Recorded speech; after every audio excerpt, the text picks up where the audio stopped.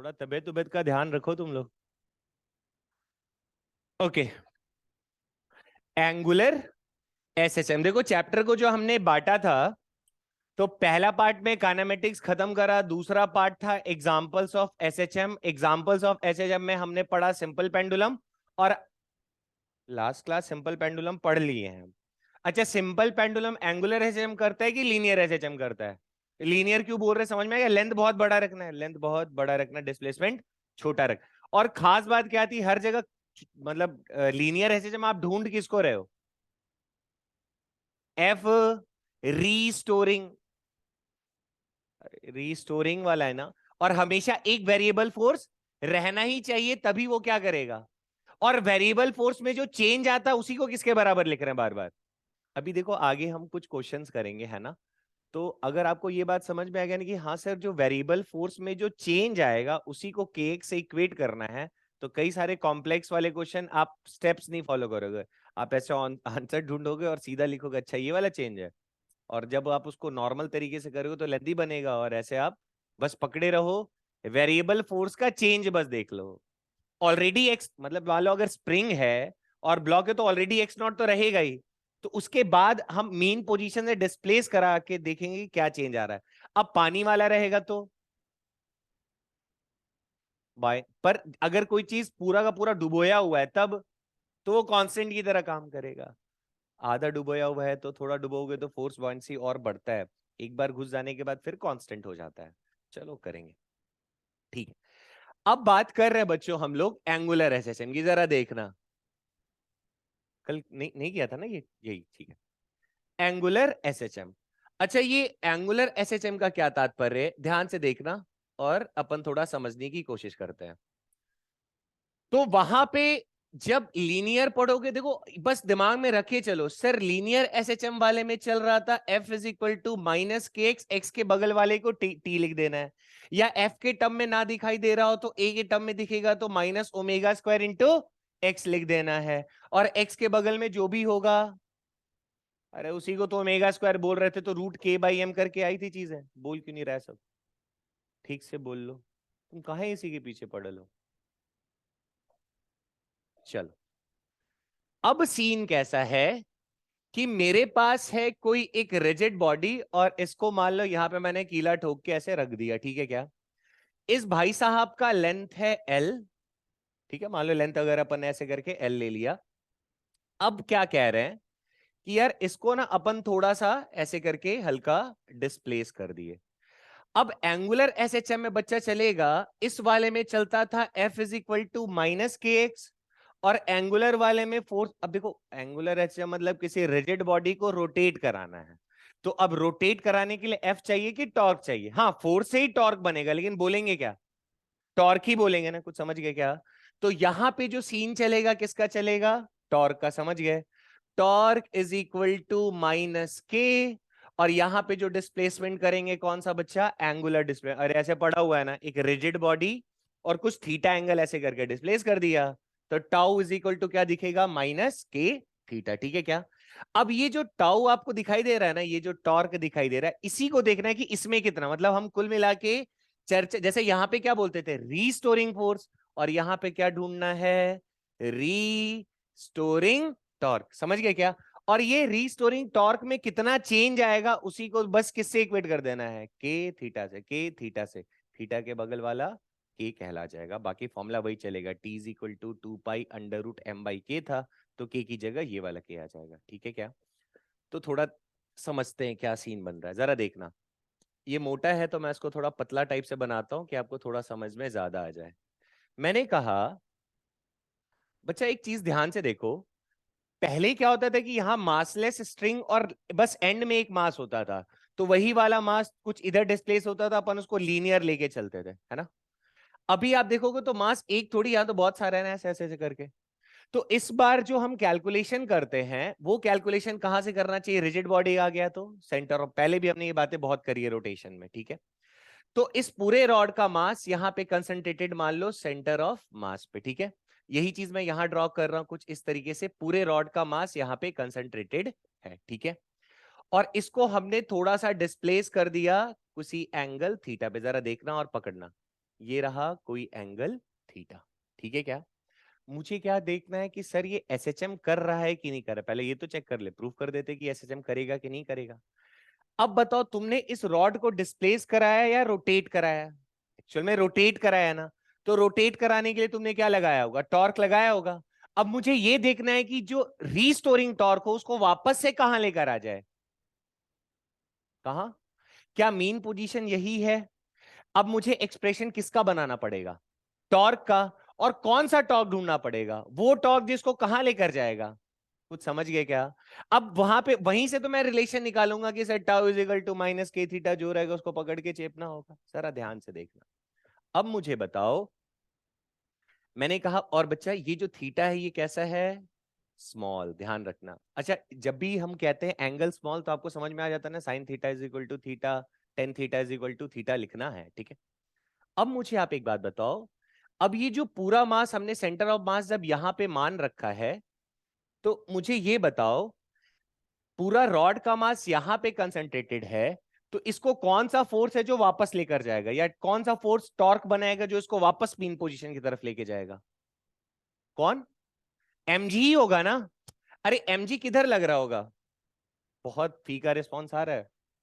अब चिड़ मचा रहे हो तुम लोग, फॉर्मूला लिख के छोड़ दूंगा। नीचे क्या लग रहा है? क्या यही mg रिस्पॉन्सिबल होगा टॉर्क बनाने के लिए? यही mg तो, अरे मेरा हाथ ऐसे ले गया फिर वापस आ गया, फिर कोई ऐसे लेके जा रहा है फिर वापस आ जा रहा है, फिर लेके जा रहा हो, अब तो कौन है भैया? तो तुम थोड़ी, अगर mg तो लेके जा रहा है तो टॉर्क कौन बना रहा होगा? समझ गए क्या? टफ तो नहीं है क्या? हमें टॉर्क लिखना हम पहले ही सीख चुके हैं। टॉर्क लिखने के लिए किसकी जरूरत होती है? एक्सिस चाहिए होता है। और क्या देखना होता है? फोर्स। और क्या देखना होता है? एक्सिस से परपेंडिकुलर डिस्टेंस। ये बातें हमें पहले से पता है। एक्सिस से परपेंडिकुलर डिस्टेंस देखने का सबसे आसान तरीका क्या था? Line of action of force बना दो और एक्सिस से वहां एक परपेंडिकुलर ड्रॉप कर दो। ये बातें याद है? मान लो बच्चा, मैंने कहा सेंटर ऑफ मास यहां से किसी डी डिस्टेंस पे अपन ने ऐसे रख दिया है। अरे होगा ना यार, मान लो लेंथ एल है तो L/2 पे होगा। हम जनरल फॉर्मूला बना लेते हैं कि सर सेंटर ऑफ मास इस एक्सिस से डी डिस्टेंस पर है, फोर्स कितना लग रहा है? mg। क्या line of action of force बच्चा यही वाला होगा क्या? क्या इस line of action of force से अगर मैं एक्सिस से आपसे बोलूं कि बेटा ये परपेंडिकुलर डिस्टेंस कितना होगा, आप लिख सकते हो कितना होगा? अरे ये रेड वाला कितना होगा लेंथ? अरे ये थीटा है और ये डी है, तो ये कितना होगा? डी का साइन बोल, डी का। तो अब जरा बताओ क्या लिखो? क्या ये रीस्टोरिंग टॉर्क है? अरे यही टॉर्क तो है mg जो प्रोड्यूस कर, इसको वापस कहां लेके जाएगा? मीन पोजीशन पर। समझ गए क्या? अब लिखो, तो टॉर्क इज इक्वल टू, बोलो फोर्स कितना? एम जी, यही होगा। अच्छा, परपेंडिकुलर डिस्टेंस कितना है? डी का साइन थीटा। आ गया क्या समझ में? थीटा कैसा है? तो क्या मैं साइन थीटा को क्या लिख सकता हूं? तो जरा चेक करके बताओ क्या आ रहा है? T is equal to M G into D into theta. कुछ दिखा क्या? अब ध्यान से देखो तो बच्चा, किससे कंपेयर करना था? अरे T is equal to minus K theta, इसी से तो करना है। तो यहां क्या है? थीटा। यहां भी क्या मिल रहा है तुम्हें? तो इसके बगल वाला क्या कहलाएगा?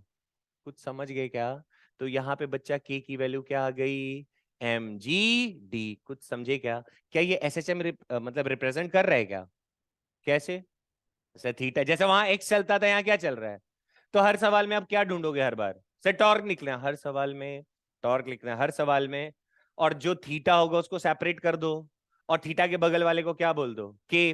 तो अगर टाइम पीरियड अगर मैं आपसे पूछूं तो क्या बोलोगे? Sir T is equal to 2 pi under root of, हाँ यहां पे एम नहीं आता है, यहां पे कुछ समझे क्या? अरे वहां एम होता था ना, इसमें क्या आएगा? आई आएगा। समझ? अरे रोटेशन हो रहा है, मैंने पहले भी कहा था जहां पे लीनियर में एम चलता है वहां पे यहाँ क्या आ जाता है। चलो प्रूफ भी कर देते हैं। अच्छा, फिलहाल के लिए क्या मैं इसको आई बाई के लिख दूं और के की जगह एम जी डी लिख सकता हूं? जरा देखो मैं प्रूफ करके दिखाता हूं। क्या आपने टॉर्क के, मैंने 2 फॉर्मूले पढ़ाए थे आपको, कौन कौन से? टाइज torque is equal to I alpha, दूसरा बोल क्यों नहीं रही है बे तू? जोर से बोलो। तो अब बताओ जरा, इस टॉर्क को जरा देखो तो बच्चा, क्या मैं आई इंटू अल्फा लिख सकता हूं मजे से? तो I into alpha is equal to, देखो तो मेरे पास क्या आ रहा है, एम जी इंटू डी, और यहां ब्रैकेट ये थीटा, दिखा क्या? अब मुझे जरा बताओ, क्या मैं इसको ऐसे लिख सकता हूं, अल्फा को D square theta by D T square? क्यों? अरे अल्फा है भाई, अगर एंगुलर डिस्प्लेसमेंट को 2 बार डिफरेंशिएट करोगे तो सर क्या मिलेगा? अल्फा ही तो मिलेगा। तो जरा ध्यान से देखो, तो ये क्या आ रहा है आपके पास, एम जी डी, और यहां क्या आ गया, थीटा, दिखा क्या? तो इसको जरा देखो तो बच्चा क्या हो गया, D square theta upon D T square is equal to M G D by I, और यहां क्या आ गया, थीटा, दिख रहा है क्या? अब जरा इसको कंपेयर करो तो उस वाले टर्म से, A square is equal to minus omega square into X, याद आ रहा है क्या? अरे ये एक्सेलरेशन ही तो है। ये कौन सा था, लीनियर वाला, ये कौन सा है, एंगुलर वाला। तो ये जब हम लोग एंगुलर वाले में डील कर रहे हैं तो थीटा के बगल वाला अभी भी क्या कहलाएगा, omega square. Omega square, omega square, तो क्या लिखेंगे जरा बताओ? तो omega square is equal to क्या मैं लिख सकता हूं, देखो क्या लिखा हुआ है, एम जी और क्या है भाई, डी बाई आई, दिखा क्या? तो ओमेगा इज इक्वल टू कितना हो जाएगा, under root of M G D I, दिखा क्या? तो अब टाइम पीरियड क्या लिखोगे बोलो, t is equal to 2 pi by omega होता है क्या? तो यहां पे क्या लिख सकते हैं, 2 पाई अंडर रूट ऑफ, और ओमेगा की जगह क्या लिख सकते हैं, देखो आई अपॉन एम जी डी, समझ गए? अरे सेम रिजल्ट ही तो आया। अरे ये आई आया कि नहीं आया? तुम्हें जैसे याद रहे वैसे याद रख सकते हो। तो फिर से जड़ पकड़ो, लीनियर में ढूंढा करो के एक्स, इसमें किसको ढूंढो, टॉर्क। तुम्हें टॉर्क निकालना है, अब तुम्हें रोटेशन का टॉर्क निकालना नहीं आता तो हमारी इसमें कोई गलती नहीं है, ठीक है? तो ये सारी बातें हो गई एंगुलर एसएचएम की। यही चीज है, ये देखो, दिख रहा है क्या? फिजिकल पेंडुलम बोलो, एक और नाम बोला था मैंने इसका, कंपाउंड, याद आ रहा है क्या? कंपाउंड पेंडुलम, ठीक है क्या? फॉर्मूला क्या आया बोलो, T is equal to 2 pi under root I by के।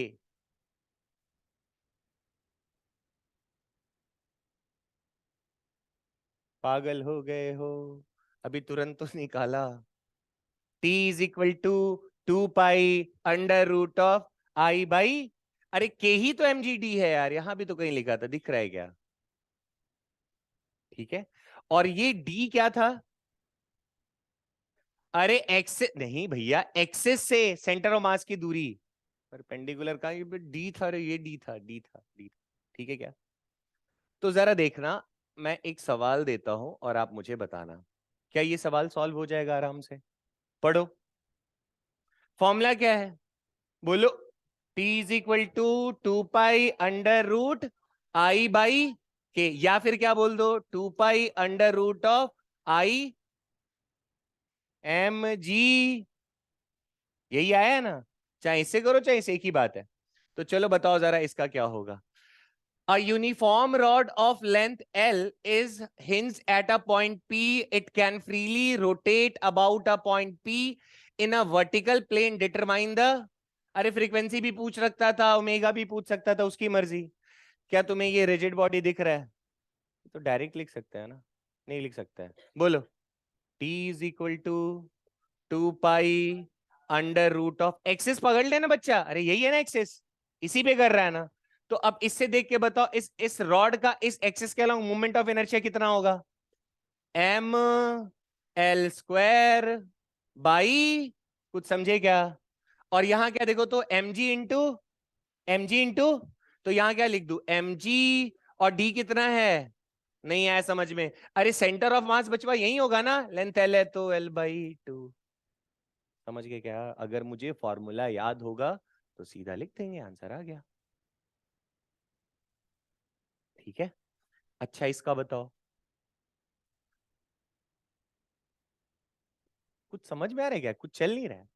मैंने कहा एक रिंग ले लिया, इस रिंग को ऐसे हिंज कर रखा है, ठीक है? मैंने कहा इस हिंज का रेडियस है r, ठीक? हमने कहा इसको थोड़ा सा डिस्प्लेस कर दिए, तो बताओ इसका टाइम पीरियड ऑफ ऑसिलेशन क्या होगा, जल्दी बोलो। 2 pi under root of moment of inertia ना, कहां से? अरे कहां पे रोटेट कर रहा है? अरे यहीं पे कर रहा है ना एसएचएम। तो आपको याद है क्या, अगर ये रिंग है तो क्या होगा यहाँ पे मोमेंट ऑफ इनर्शिया? यहाँ पे क्या होता था और यहाँ पे क्या होता था? पैरेलल एक्सिस थ्योरम हमने पढ़ा है, mr², फिर mr², तो यहाँ क्या लिख दूं? 2mr। आया क्या समझ में? नीचे क्या लिखना है?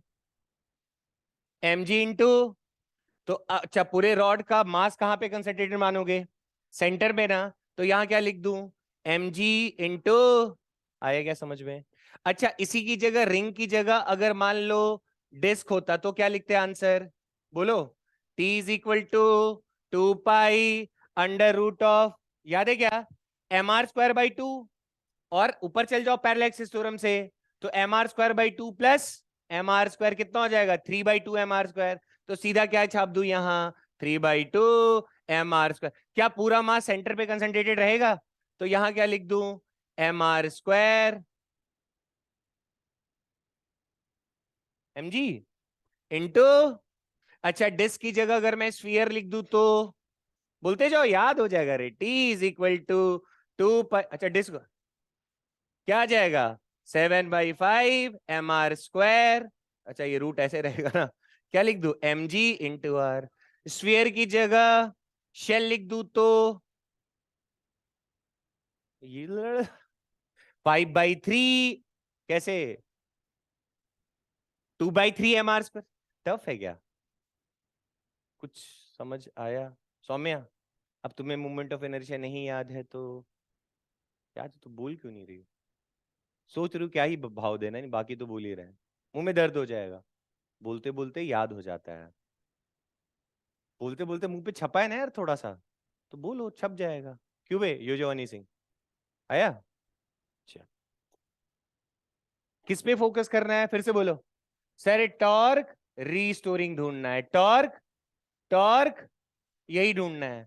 और लीनियर वाले में -kx, लीनियर वाले में सवाल कोई भी हो, सवाल कोई भी हो, सवाल कोई भी हो, ठीक है क्या?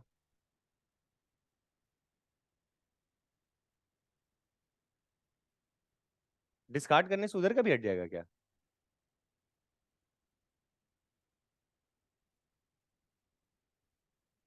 डर लग रहा था मुझे। ठीक है, हाँ जी। सवाल दिख रहा है क्या? हम लोग रोटेशन पढ़ रहे हैं। हमने कहा इस ससुरे को थोड़ा सा डिस्प्लेस कर दिए, तो बताओ इस एम मास, ये एम मास का रॉड है, लेंथ एल है, और इसका क्या निकालना है? Time period. Time period, time period पूछ सकता है, ओमेगा पूछ सकता है, फ्रीक्वेंसी पूछ सकता है। क्या ये एक पॉइंट मास है कि पूरा का पूरा रॉड है? अगर पूरा का पूरा रॉड है तो क्या करेगा? Angular SHM. पूरा का पूरा रॉड है तो क्या करेगा? Angular S. जैसी एंगुलर एसएचएम की कहानी आएगी क्या सोचना है, किसको ढूंढोगे? Torque restoring torque. और यहां पे लिखे क्या, यहां बगल में क्या रहेगा? और थीटा के आगे जो भी रहेगा सबको क्या लिख देना है? ये वो वाला के नहीं है, इसके को हम कहते हैं टॉर्शनल कांस्टेंट। ठीक है क्या? कांस्टेंट, टॉर्शनल कांस्टेंट, ठीक। तो अब सारा जो कहानी रहेगा वो किस पे रहेगा? क्या तुम्हें कैलकुलेट करना है? टॉर्क। समझे क्या? क्या हमें टॉर्क निकालना आता है पहले से? क्या देखना होता है? फोर्स इंटू परपेंडिकुलर डिस्टेंस, कहां से? एक्सिस से। फोर्स इंटू परपेंडिकुलर डिस्टेंस कहां से? अच्छा एक्सिस यहां ढूंढने में तो तुम पागल हो जाओगे सब लोग। कहां है एक्सिस? तय है क्या? अब बताओ अगर खिसकाएंगे तो क्या क्या होगा? ध्यान से देखना। हाँ इधर इधर इधर। अरे ये यहां ऐसे था कुछ, पकड़ पा रहे हो क्या? अबे ऐसे था। इसको अगर ऐसे खिसकाया जाए तो लाइक समथिंग ऐसा ये पोजीशन आ जाएगा। ध्यान से देखना, होगा। मैंने कहा बच्चा मान लो ये कुछ खिसका होगा इस तरफ, नहीं खिसका होगा। अरे कुछ दबा होगा ना ऐसे करके, ठीक है। मान लो अच्छा, और ये वाले भाई साहब थोड़ा एक्सटेंड होंगे इस तरफ। अरे ये वाला स्प्रिंग से अटैच्ड है तो ये ऐसे, ये वाला दबा होगा, और ये वाला, क्या ये दोनों बराबर गए होंगे कि अलग अलग गया होगा? वाह रे वाह, आंखें ओले। अरे नीचे है ना यार, ये ज्यादा दबा होगा और ये ऊपर ये कम खुला होगा। कैसे?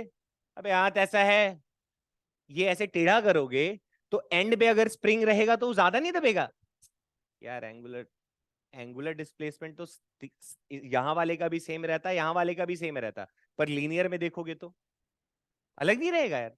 दिमाग नहीं काम कर रहा तुम लोगों का। तुमने वो रील देखी है क्या? नहीं। अरे जिसमें ऐसे करके आदमी को जाके ऐसे दीवार के पास से चिपका देता है तो पीछे से ऐसे निशान सा बन जाता है, पूरा शरीर का शेप आ जाता है रे। देखे हो? ठीक है। तो अब यार एंड में एक, जैसे ये समझ लो, ये कौन सा हो गया तुम्हारा कंपाउंड पेंडुलम का है? क्योंकि सर हाथ केवल यहां पे नहीं, पूरा है। किसी को यही तो नहीं दिख रहा है सिर्फ? भाई पूरा है रे। है कि नहीं? तो ये वाला ज्यादा झूलेगा ना यार, ये वाला कम झूलेगा। तो यहाँ पे जो स्प्रिंग रहता है वो कम दबेगा, और ये वाला अरे ज्यादा चला गया ना यार। चलो, तो जरा देखो, मान लो बच्चा इस डिस्प्लेसमेंट को मैंने ए कहा। अरे ये जो ऐसे इसको ए, और ये वाला जो खिसका इसको मान लो मैंने कह दिया बी। ठीक है, ऐसा कर सकते हैं। क्लियर? ये जो डिस्टेंस है बच्चा, इस डिस्टेंस को मान लो मैं कह रहा हूं x1, और ये वाला जो डिस्टेंस है इसको मान लो मैंने कह दिया x2। ठीक है, कर सकते हैं ऐसा। चल, अब क्या मोटो रह गया, क्या निकालना है बताओ? नेट रीस्टोरिंग टॉर्क, यही तो मकसद है ना। अरे मतलब ये पेंडुलम अब यहां पर है भैया, तो अगर ये पेंडुलम यहां पर है तो ये जो स्प्रिंग है ऐसे कंप्रेस हुआ तो ये फोर्स किधर लगाएगा? आयुष देखो इधर, ये पेंडुलम ऐसा है बच्चा, तो ये अगर स्प्रिंग ऐसे दबेगा तो रीस्टोरिंग फोर्स किधर लगेगा? उस तरफ लगेगा, देख लो। तय है। ये जो स्प्रिंग था ये तो एक्सटेंड हुआ है ना, अरे मतलब ऐसे खिंचाया है ना, तो इसका रीस्टोरिंग किधर जाएगा? कुछ समझ गए क्या? तो इसका वाला भी इधर जा रहा है, इसका वाला भी इधर जा रहा है। अच्छा, और mg वाले का क्या होगा जरा बताओ? mg किधर लाना चाहेगा? अरे जो सेंटर ऑफ मास है वो भी तो रहेगा, तीन तीन फोर्स है यहाँ पे। कुछ नहीं समझे? एक ऐसे गया तो जो स्प्रिंग यहाँ पे कंप्रेस हुआ होगा वो भी इधर ही फोर्स लगा रहा होगा। कुछ समझे क्या? ऐसा एक फोर्स हो गया, जो स्प्रिंग इधर बंधा हुआ था जो जिसमें एक्सटेंशन आया है वो भी इधर ही लगा रहा होगा, दो फोर्स हो गया। और तीसरा mg जो नीचे लग रहा है, तो क्या तीन फोर्स है यहाँ पे? तो अब क्या करेंगे, क्या ये तीनों फोर्स रिस्पॉन्सिबल होंगे इसको वापस कहां ले जाने के लिए? आ गया कहानी समझ में? क्या लिखे? चलो बताओ। मान लो इस फोर्स को मैंने कह दिया, इस वाले स्प्रिंग फोर्स को F1। यहां पे जो स्प्रिंग फोर्स ये भी इधर लग रहा है, ठीक है क्या? इस तरफ, और ये भी किधर लग रहा है? इस तरफ। दोनों एक ही तरफ है, ठीक है। तो अब मुझे बताना, इसको मान लो मैंने F1 बोला और इस वाले को मैंने कह दिया F2। ठीक है, हो गए सब? ठीक है। अब बताओ, और सेंटर ऑफ मास जो होगा बच्चा वो भी कहीं होगा। कहां? इधर। दूसरे कलर से बना देता हूं। ये देखो, इस पूरे रॉड का सेंटर ऑफ मास यहां पर, इसका जो डिस्टेंस होगा इसको मान लो मैंने कह दिया, आई थिंक ये L/2 पे ही सेंटर ऑफ मास होगा। पक्का क्या? और ये वाला जो पॉइंट है वो कहां आ चुका? यहां आ चुका, दिख रहा है क्या? अरे इसका सेंटर ऑफ मास बच्चा, सेंटर ऑफ मास, जब रॉड को आपने ऐसे किया है तो आप ध्यान दोगे तो सबका जो एंगल बन रहा है ना, थीटा, और इसका भी थीटा और इसका भी थीटा, तीनों में सेम है। बट ये वाला कितना डिस्प्लेस हुआ है अगर आप देखोगे तो मेरे ख्याल से ये वाला ही है सेंटर ऑफ मास का, ये वाला। मान लो ये ए था, ये बी था और ये सी था। ठीक है। अब जरा बताना, हम लिखने जा रहे हैं नेट टॉर्क कितना, और यही नेट टॉर्क कौन सा है बच्चा? ये है रीस्टोरिंग टॉर्क। और यही रीस्टोरिंग टॉर्क इंश्योर करेगा कि ये रॉड वापस अपने मीन पोजीशन पे चला जाए। सिंपल सी कहानी। तो अब मुझे जरा बताओ, तो restoring torque is equal to क्या लिखूं? दिख रहा है क्या? mg नीचे इस तरफ ऐसे लग रहा होगा, mg सेंटर ऑफ मास वाला, और इनके बीच का ये वाला डिस्टेंस लिख सकते हैं ना? नहीं लिख सकते हैं? क्या लिखे बोलो? L/2 थीटा लिख देना स्मॉल एंगल, अरे साइन थीटा लिखते तो यहाँ क्या लिख दूं, थीटा पहला लिख लिया, प्लस दूसरा बताओ बच्चा, ये यहां पे कौन सा फोर्स था, F1 था, इसका लाइन ऑफ एक्शन और मतलब एक्सिस से कितनी दूरी पर है ये, x1, तो स्प्रिंग फोर्स है ना ये, इसको लिख दो F1, F1 और ये डिस्टेंस कितना है, दिख रहा है क्या, इसका बताओ ये फोर्स F2, और ये एक्सिस से कितना दूर है, तो यहां क्या लिख दू बोलो, F plus F2 into x2। हाँ बोलो बेटा, ये mg अभी थोड़ी देर पहले पढ़ा नहीं, टॉर्क इज, अच्छा mg बेटा सेंटर ऑफ मास यहां आया ना, देखो यहां से उठ के यहां आया, तो mg तो इधर ही लग रहा होगा ना, mg, और ये वाला जो डिस्टेंस है इसको लिख सकते हैं ना L/2 साइन थीटा, यार बेटा यहाँ थीटा एंगल है,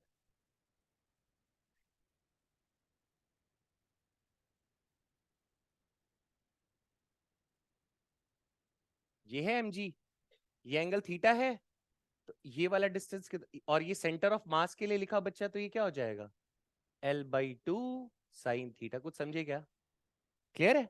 और उसी तरह एक लग रहा था ऐसे F1, एक लग रहा था ऐसे F2, सेम चीज बनाया, बढ़िया ऐसा लिख दिया हम लोग टॉर्क। अब जरा मुझे बताओ ये x की वैल्यू कितनी होगी, सॉरी F1, ये क्या है बच्चा, स्प्रिंग फोर्स, स्प्रिंग फोर्स को कैसे लिखते हैं हम लोग, K1 इंटू जो डिस्प्लेसमेंट हो रखा है, तो यहां पे चलो बारी बारी से लिखते हैं, तो ये आया mg L/2 इंटू थीटा, दिखा क्या, plus spring force F1 is equal to क्या लिख दू बोलो, K1, और ये डिस्प्लेसमेंट कितना हुआ है बच्चा, दिख रहा है क्या, कितना, अरे ये B दिख रहा है, तो यहां क्या लिख दू बोलो, K1 into B into x1, दिखा क्या, प्लस F2 के लिए क्या लिख दू, K2 इंटू इसका बताओ, दिख रहा है क्या, अरे जो डिस के स्प्रिंग कितना कंप्रेस हुआ कितना वही लिखते हैं ना, तो वही चीज तो लिख रहा हूं, K2 इंटू नीचे वाला A लिखा था मैंने, A इंटू x2, ठीक है क्या, क्या आप लोगों ने ऐसा पढ़ा है, जरा ध्यान से देखना, तो ये एंगल बहुत छोटा है ना, तो हमने ऐसा पढ़ा है क्या, theta is equal to arc by radius, ऐसा पढ़ा है क्या, तो क्या हम arc is equal to theta into radius लिख सकते हैं क्या, थीटा बहुत छोटा हो तो theta is equal to arc by radius, अपन ने पढ़ रखा था, तो अगर आप यहां से देखो ध्यान से, तो ये सेंटर ऑफ मास वाला था, ये किसका था, इस तरफ जो लग रहा था बच्चा F1 वाला, और इस तरफ जो लग रहा था ये किसका था, F2 वाला, थीटा तो सबके पास सेम ही है, तो ये वाला जो लेंथ आएगा, ये वाला देखो ये कितना था लेंथ, x1 था ना, तो ये वाला आर को आप क्या लिख सकते हो बोलो, x1 इंटू थीटा लिख सकते हैं क्या, और इस नीचे वाले को क्या लिख सकते हैं हम लोग, x2 इंटू थीटा, नहीं समझ में आया, अरे ये आर्क है ना, अरे थीटा बहुत छोटा है ना बच्चा, तो ये आर्क की तरह बिहेव नहीं करेगा, तो आर्क को अपन नहीं लिख सकते हैं थीटा इंटू रेडियस, सर ऐसे लिख ही क्यों रहे हो, क्योंकि मुझे क्या चाहिए, टाउ इज इक्वल टू के थीटा, थीटा के बगल में जो होंगे वो सारे क्या कहलाएंगे, के कहलाएंगे, समझ गए क्या, तो अब बताओ कितना आया, तो तुम्हारे पास रिजल्ट आ गया mg L/2 थीटा, दिखा क्या, और यहाँ K1 और B को क्या लिख सकते हैं बोलो, x1 into theta, x1 square कर दूं क्या, अरे x1 x, और इसका क्या कर दूं, ये K1 था, K2 x2 square into theta, बताओ क्या कर रहे हो यार तुम लोग, टफ हो गया पता नहीं, फोर्स ही तो लिखा है, spring force K into X ही तो लिखते हो जितना वो, वही तो लिखा है यार, तो अब जरा मुझे बताओ यहां से, अगर मैं यहां पे mg, मतलब थीटा को अगर कॉमन ले लिया जाए, mg L/2 plus K1 x1 square plus K2 x2 square, और बाहर कौन आ गया, अब देखो तो क्या ये टॉर्क कौन सा आ रहा है बच्चा, यही है ना रीस्टोरिंग टॉर्क, कुछ समझे क्या, तो थीटा के बगल वाले को अब क्या बोलना है, समझ गए, क्या मेरे पास K आ गया, अगर मेरे पास K आ गया तो क्या मैं टाइम पीरियड लिख सकता हूं, तो टाइम पीरियड क्या हो जाएगा बताइए, बोलो बोलो, time period is equal to 2 pi under root of, सोच के, आई आई आई कितना होगा, ml, T is equal to 2 pi √i/k। किसके केस में? एंगुलर एसएचएम के केस में मोमेंट ऑफ इनर्शिया आई आता है m। यार कैसे, अभी बताया तो सही। तो टी इज इक्वल टू 2 पाई, यहां क्या लिख दिया, ml²/3 अपॉन यहां जो भी आ रखा सब लिख दो, mg/L/2 plus k1x1² plus k2x2²। कुछ समझे क्या? टफ तो नहीं है मेरे ख्याल से। अब तुम्हें देखो पकड़ के रखो, मुझे चाहिए टाउ इज इक्वल टू के थीटा। के थीटा, तो जितने भी टॉर्क है सबको थीटा के टर्म में लिखोगे तब तो थीटा बाहर निकालोगे। यहां वही काम किया ना मैंने लास्ट वाले स्टेप में, ठीक है। और तुम्हें अगर इतना दिमाग लगाने का मन नहीं कर रहा है तो एक और काम कर सकते हो आप, ऐसे इसको डायरेक्टली याद रख सकते हो क्या? देखो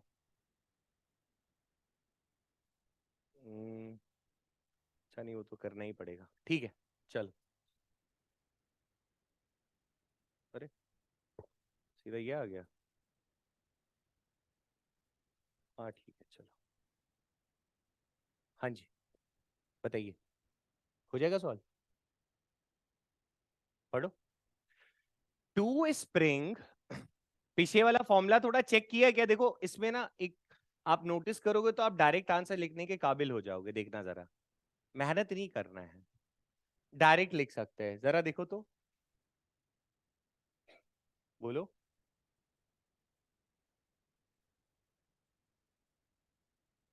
देखो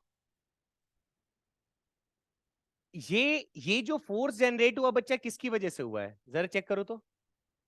थोड़ा देखो मेरी बातों को समझो, आप डायरेक्ट आंसर लिखने के काबिल हो जाओगे।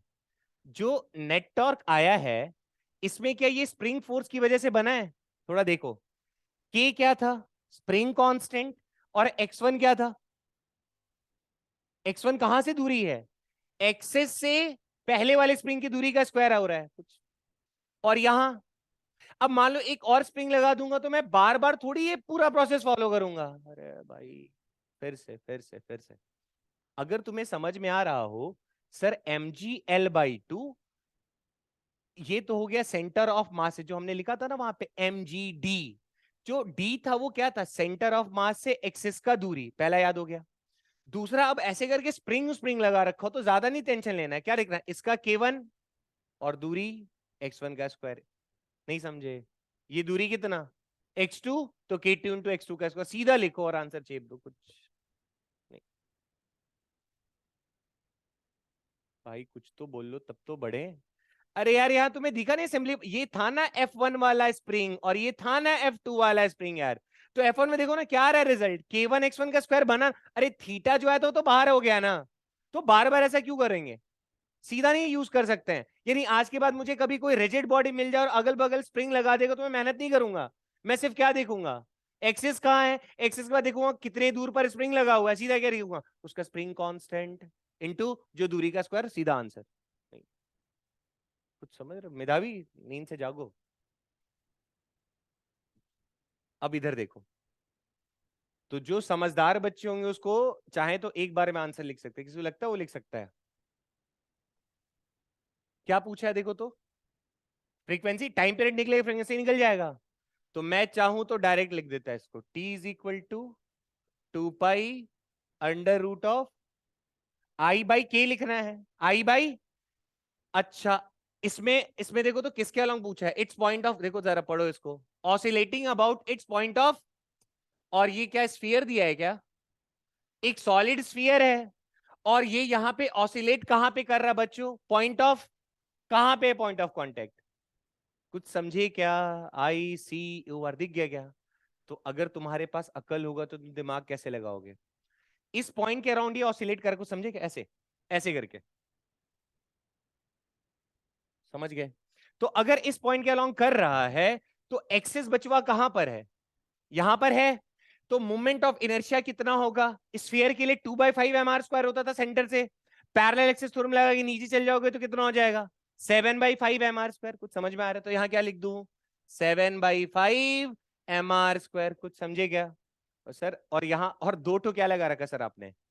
तो अब बताओ इस एक्सिस से ये वाला जो स्प्रिंग है ये कितनी दूरी पर है, और ये वाला कितनी दूरी पर है? कुछ समझे क्या चला कि? तो सीधा नीचे क्या लिख देंगे? अच्छा बताओ ये mg वाला टर्म आएगा क्या? क्यों? अरे ये अगर अगर ऐसे रोटेट भी करता, आईसीआर थोड़ा सा शिफ्ट भी करता, तो सेंटर ऑफ मास अभी भी वहीं रहता ना, और वो एमजी किधर जा रहा होता? कुछ समझे क्या? नहीं। अरे ऐसे है, एमजी अभी ऐसा है, मैंने कहा ये थोड़ा सा भी रोटेट करेगा तो एमजी आईसीआर यहां आएगा ना, अरे मतलब थोड़ा सा ऐसे किया तो अभी भी तो यहीं पे है ना बच्चा, तो ये तो कोई टॉर्क प्रोड्यूस करेगा नहीं, तो एमजी वाला टर्म को खा जाओ, बचा कौन सा? केवल स्प्रिंग वाला। क्यों?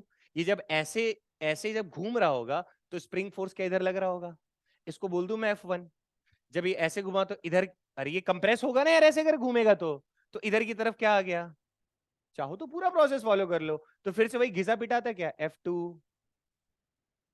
F1, तो टॉर्क के लिए F1 इंटू 2R, और इधर बोलो F1 इंटू, यही करते हैं ना? नहीं आया?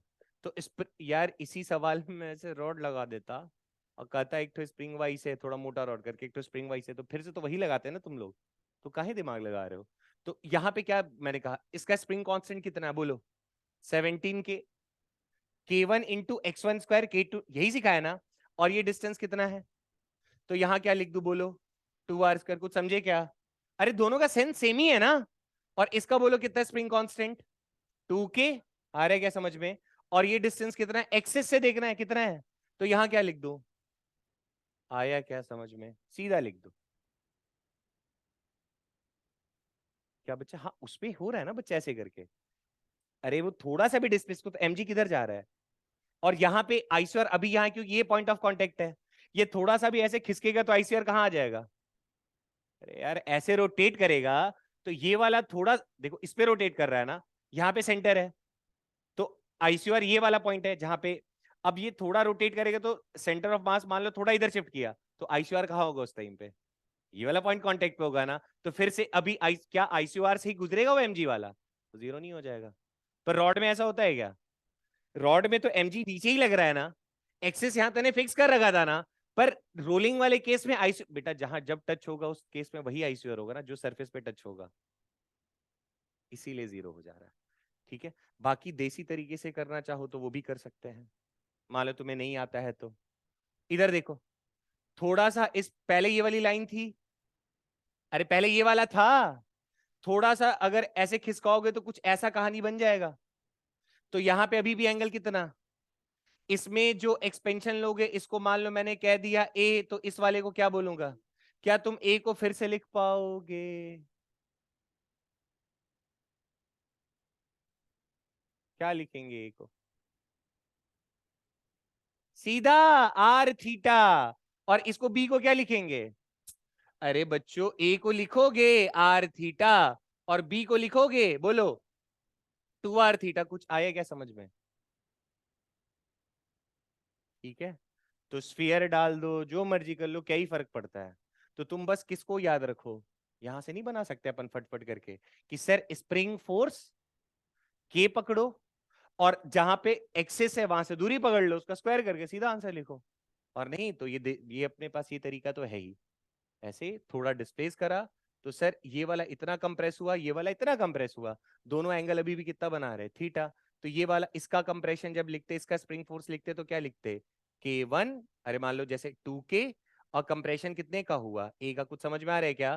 तो 2K, और ए को बच्चा क्या लिख सकते हैं हम लोग, आर थीटा। कुछ समझे क्या? ये F1, और F2 को लिखते तो क्या लिखते बेटा, स्प्रिंग कांस्टेंट कितना था? 17K, कंप्रेशन कितने का हुआ? बी, अरे बी का हुआ ना, और बी को क्या लिख सकते हैं बोलो? 17K 2R theta. कुछ समझे क्या? तो ये क्या है हमारे पास? अरे फोर्स आया ना, और टॉर्क के लिए क्या करना पड़ेगा? तो यहाँ पे F1 वाले में क्या करते हैं, इंटू आर, तो आर और आर, आर स्क्वायर बन जाता। ये 2R पहले से थे, देखो इधर 2R है, और दूरी भी कितना है, तो 2R का स्क्वायर नहीं बन जाएगा? गेम समझ में आ गया क्या? ठीक है, ये कर लोगे? वाह वाह वाह, नहीं कर पाएंगे? एक्सेस सीधा नहीं चेप सकते हो, दूरी समझ गए क्या यार? अरे ये अगर ऐसे ऐसे यहां जाएगा, जैसे चाहो कर रहे हो बच्चा, ये थीटा, ये ए, ये बी, तो बी को ये वाला, इसका ये डिस्टेंस का थीटा, ये डिस्टेंस का थीटा, और इतनी क्यों मेहनत करेंगे हम? T is equal to 2 pi under root of ml² / 3 k1 into x1² k2 into x2²। समझ गए क्या? अब पढ़ लो सवाल, देख लेना क्या होगा। हाँ जी।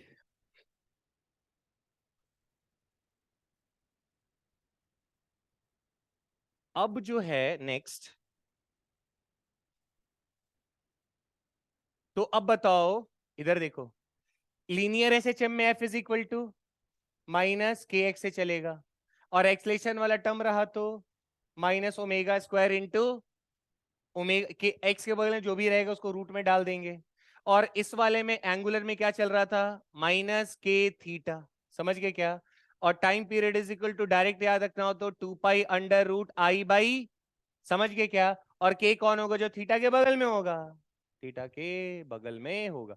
तो हम लोग तो इतने मेहनत ना भी करें तो हमें तो शायद याद हो गया होगा, फिलहाल तो याद हो गया होगा।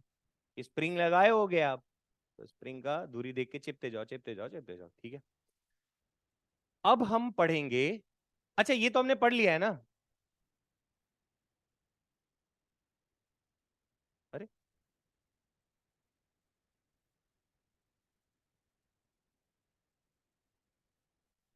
क्या ऐसे सवाल हमने पढ़े थे? टी, टी, एन की वैल्यू,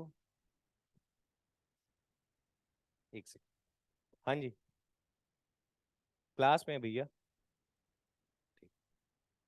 ध्यान से ना देखो। इससे पहले जो सवाल आ रहे थे, हमने 2 पार्ट इसके किए थे। एक तो नॉर्मल मेथड से सिखाया था और एक हमने जुगाड़ बताया था, जिसके लिए मैंने आपसे सिखाया था कि बच्चा के इफेक्टिव इज इक्वल टू सीधा क्या लिख दिया करो, k/n²। और इसमें 2 कहानी सिखाई थी। एक हमने कहा था स्ट्रिंग पे टेंशन हमेशा कितना दे दो, और फिर चेक करो स्प्रिंग पे क्या आना चाहिए, n टाइम्स। याद आ रहा है क्या? स्ट्रिंग पे टी दे दो, स्प्रिंग पे क्या आना चाहिए, n टाइम्स टी। और यही n का स्क्वायर करके डिवाइड कर दोगे तो k इफेक्टिव आ जाएगा। और time period is equal to 2 pi under root of m/k effective. ये पढ़ चुके हैं हम लोग, है ना? पर इससे पहले जो सवाल होता था उसमें क्या सीन था कि जो पुली था वो मासलेस था, वहां मास नहीं दिया हुआ था, ठीक है क्या? और इस बार पुली का बच्चा मास हमें m दे रखा है, ठीक। तो अब ऐसे सवाल को इस तरीके से हम सॉल्व नहीं कर सकते हैं, ठीक है। तो इसके लिए हमारे पास एक नया तरीका है। याद है मैंने आपसे कहा था कि बेटा ज्यादातर जो क्वेश्चंस बनेंगे वो 2 मेथड था, एक फोर्स मेथड था और एक एनर्जी मेथड था। वो हमने डिस्कस नहीं करा था, फोर्स मेथड और अभी तक हमने देखो, फोर्स में टॉर्क वाला भी आ गया कि एक्स वाला भी आ गया, नहीं समझे? अरे फोर्स में टॉर्क भी आ गया, वो भी। मेधावी ठीक तो है ना तू? लग नहीं रहा है, पानी वानी पी लो, खत्म हो गया। अच्छा दो, बेचारा नींद कंट्रोल कर रही है, फेंको। रमेश जी, इसमें पानी भर के दे दीजिए बच्चा लोग को, जल्दी पकड़ा यार। चलो, सोना नहीं है भैया, देखो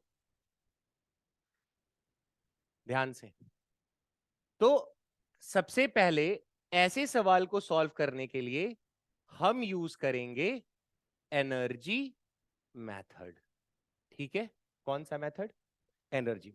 अब आपके मन में ख्याल आएगा कि सर हम कब सोचेंगे कि हमें फोर्स वाला यूज करना है, कब सोचेंगे कि एनर्जी वाला ही यूज करना है? एनर्जी वाला रेयर केस में आएगा, जब उसको थोड़ा टफ बनाना होगा सवाल को। तो एनर्जी मेथड में जब आप देखना कि जब 2 और मोर ऑसिलेशन आर देयर, ठीक है।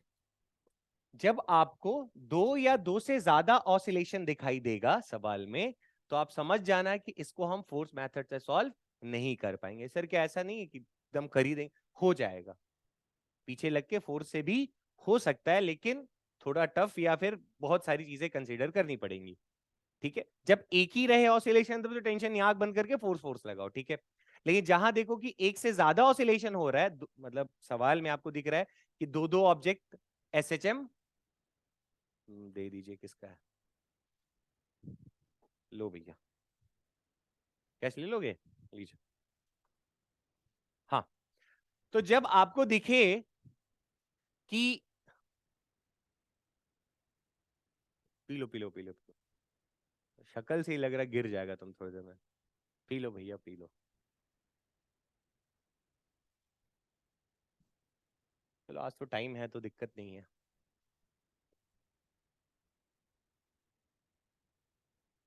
हो गया।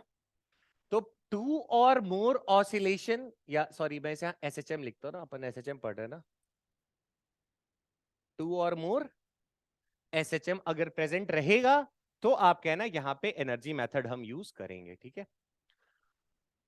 अच्छा, अब ध्यान से जरा देखना प्रोसेस क्या कर रहा हूं मैं। मैंने कहा कि ये एम मास का ब्लॉक, हर बार इस एम मास के ब्लॉक को वी वेलोसिटी दे दो शुरुआत में, ठीक है।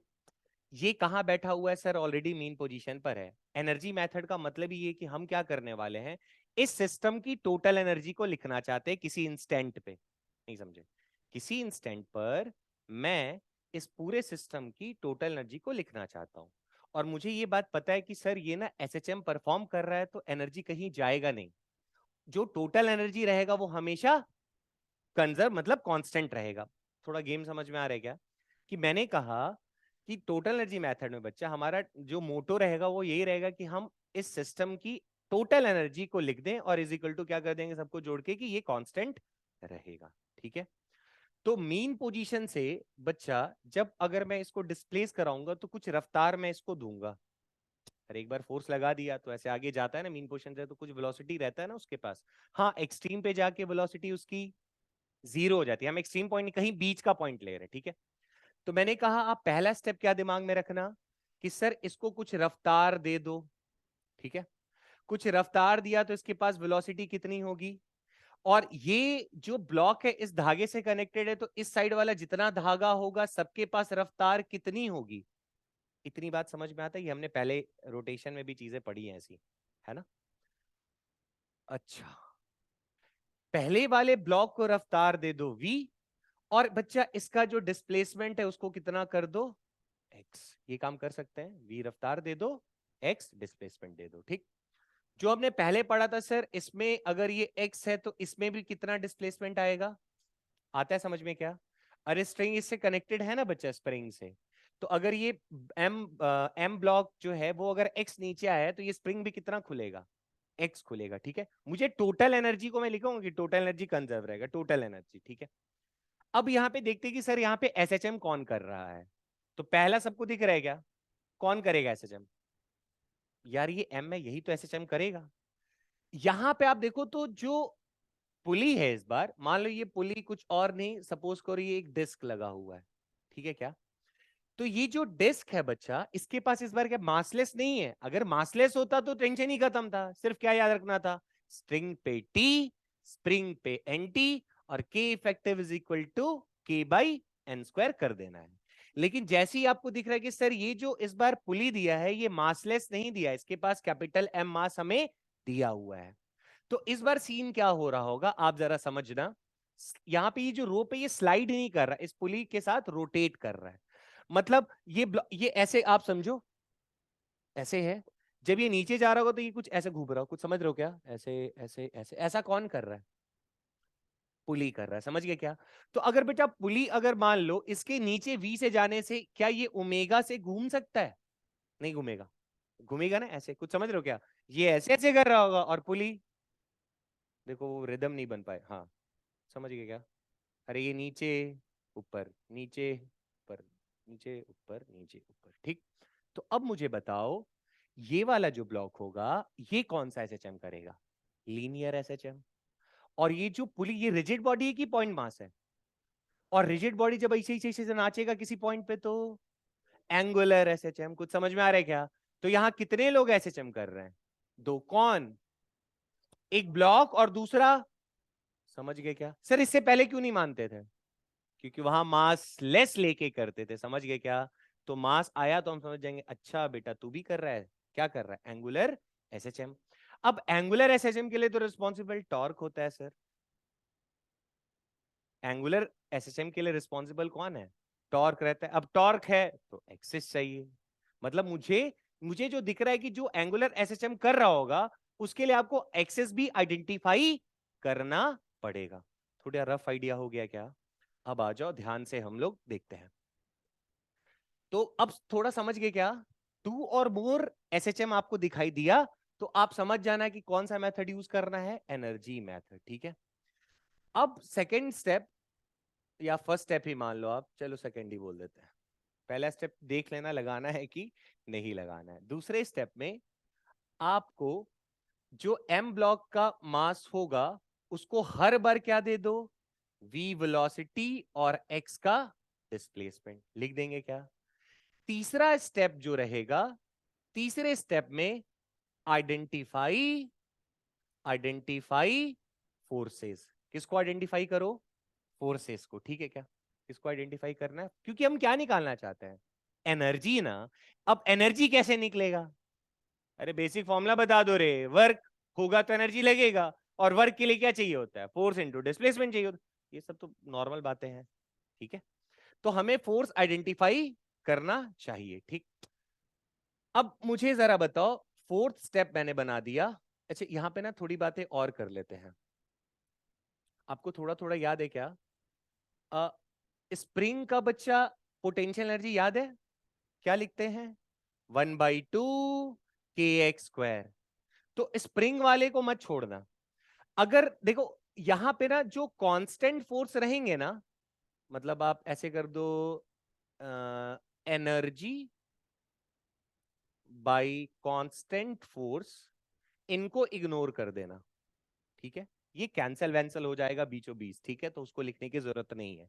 कांस्टेंट फोर्स कहने का मेरा क्या मतलब है जरा देखना ना, इसको भूल जाना आप लोग, mgh वाला टर्म को।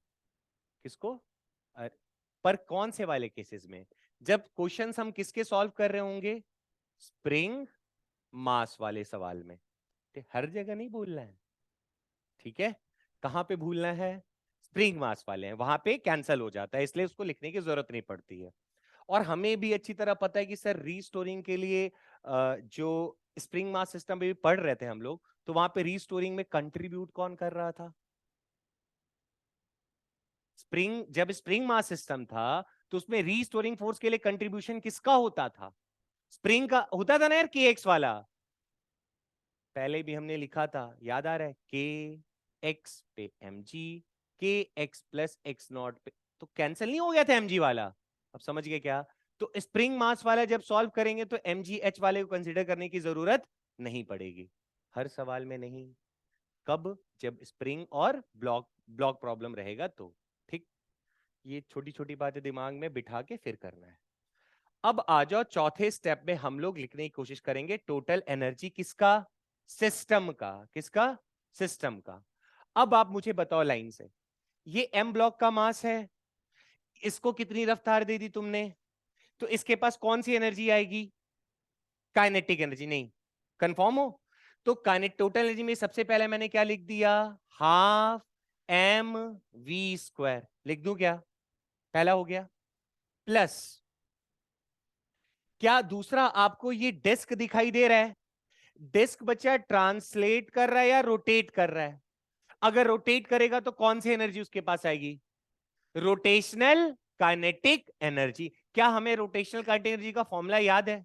Half M B square translation में होता है, तो रोटेशन में क्या होगा?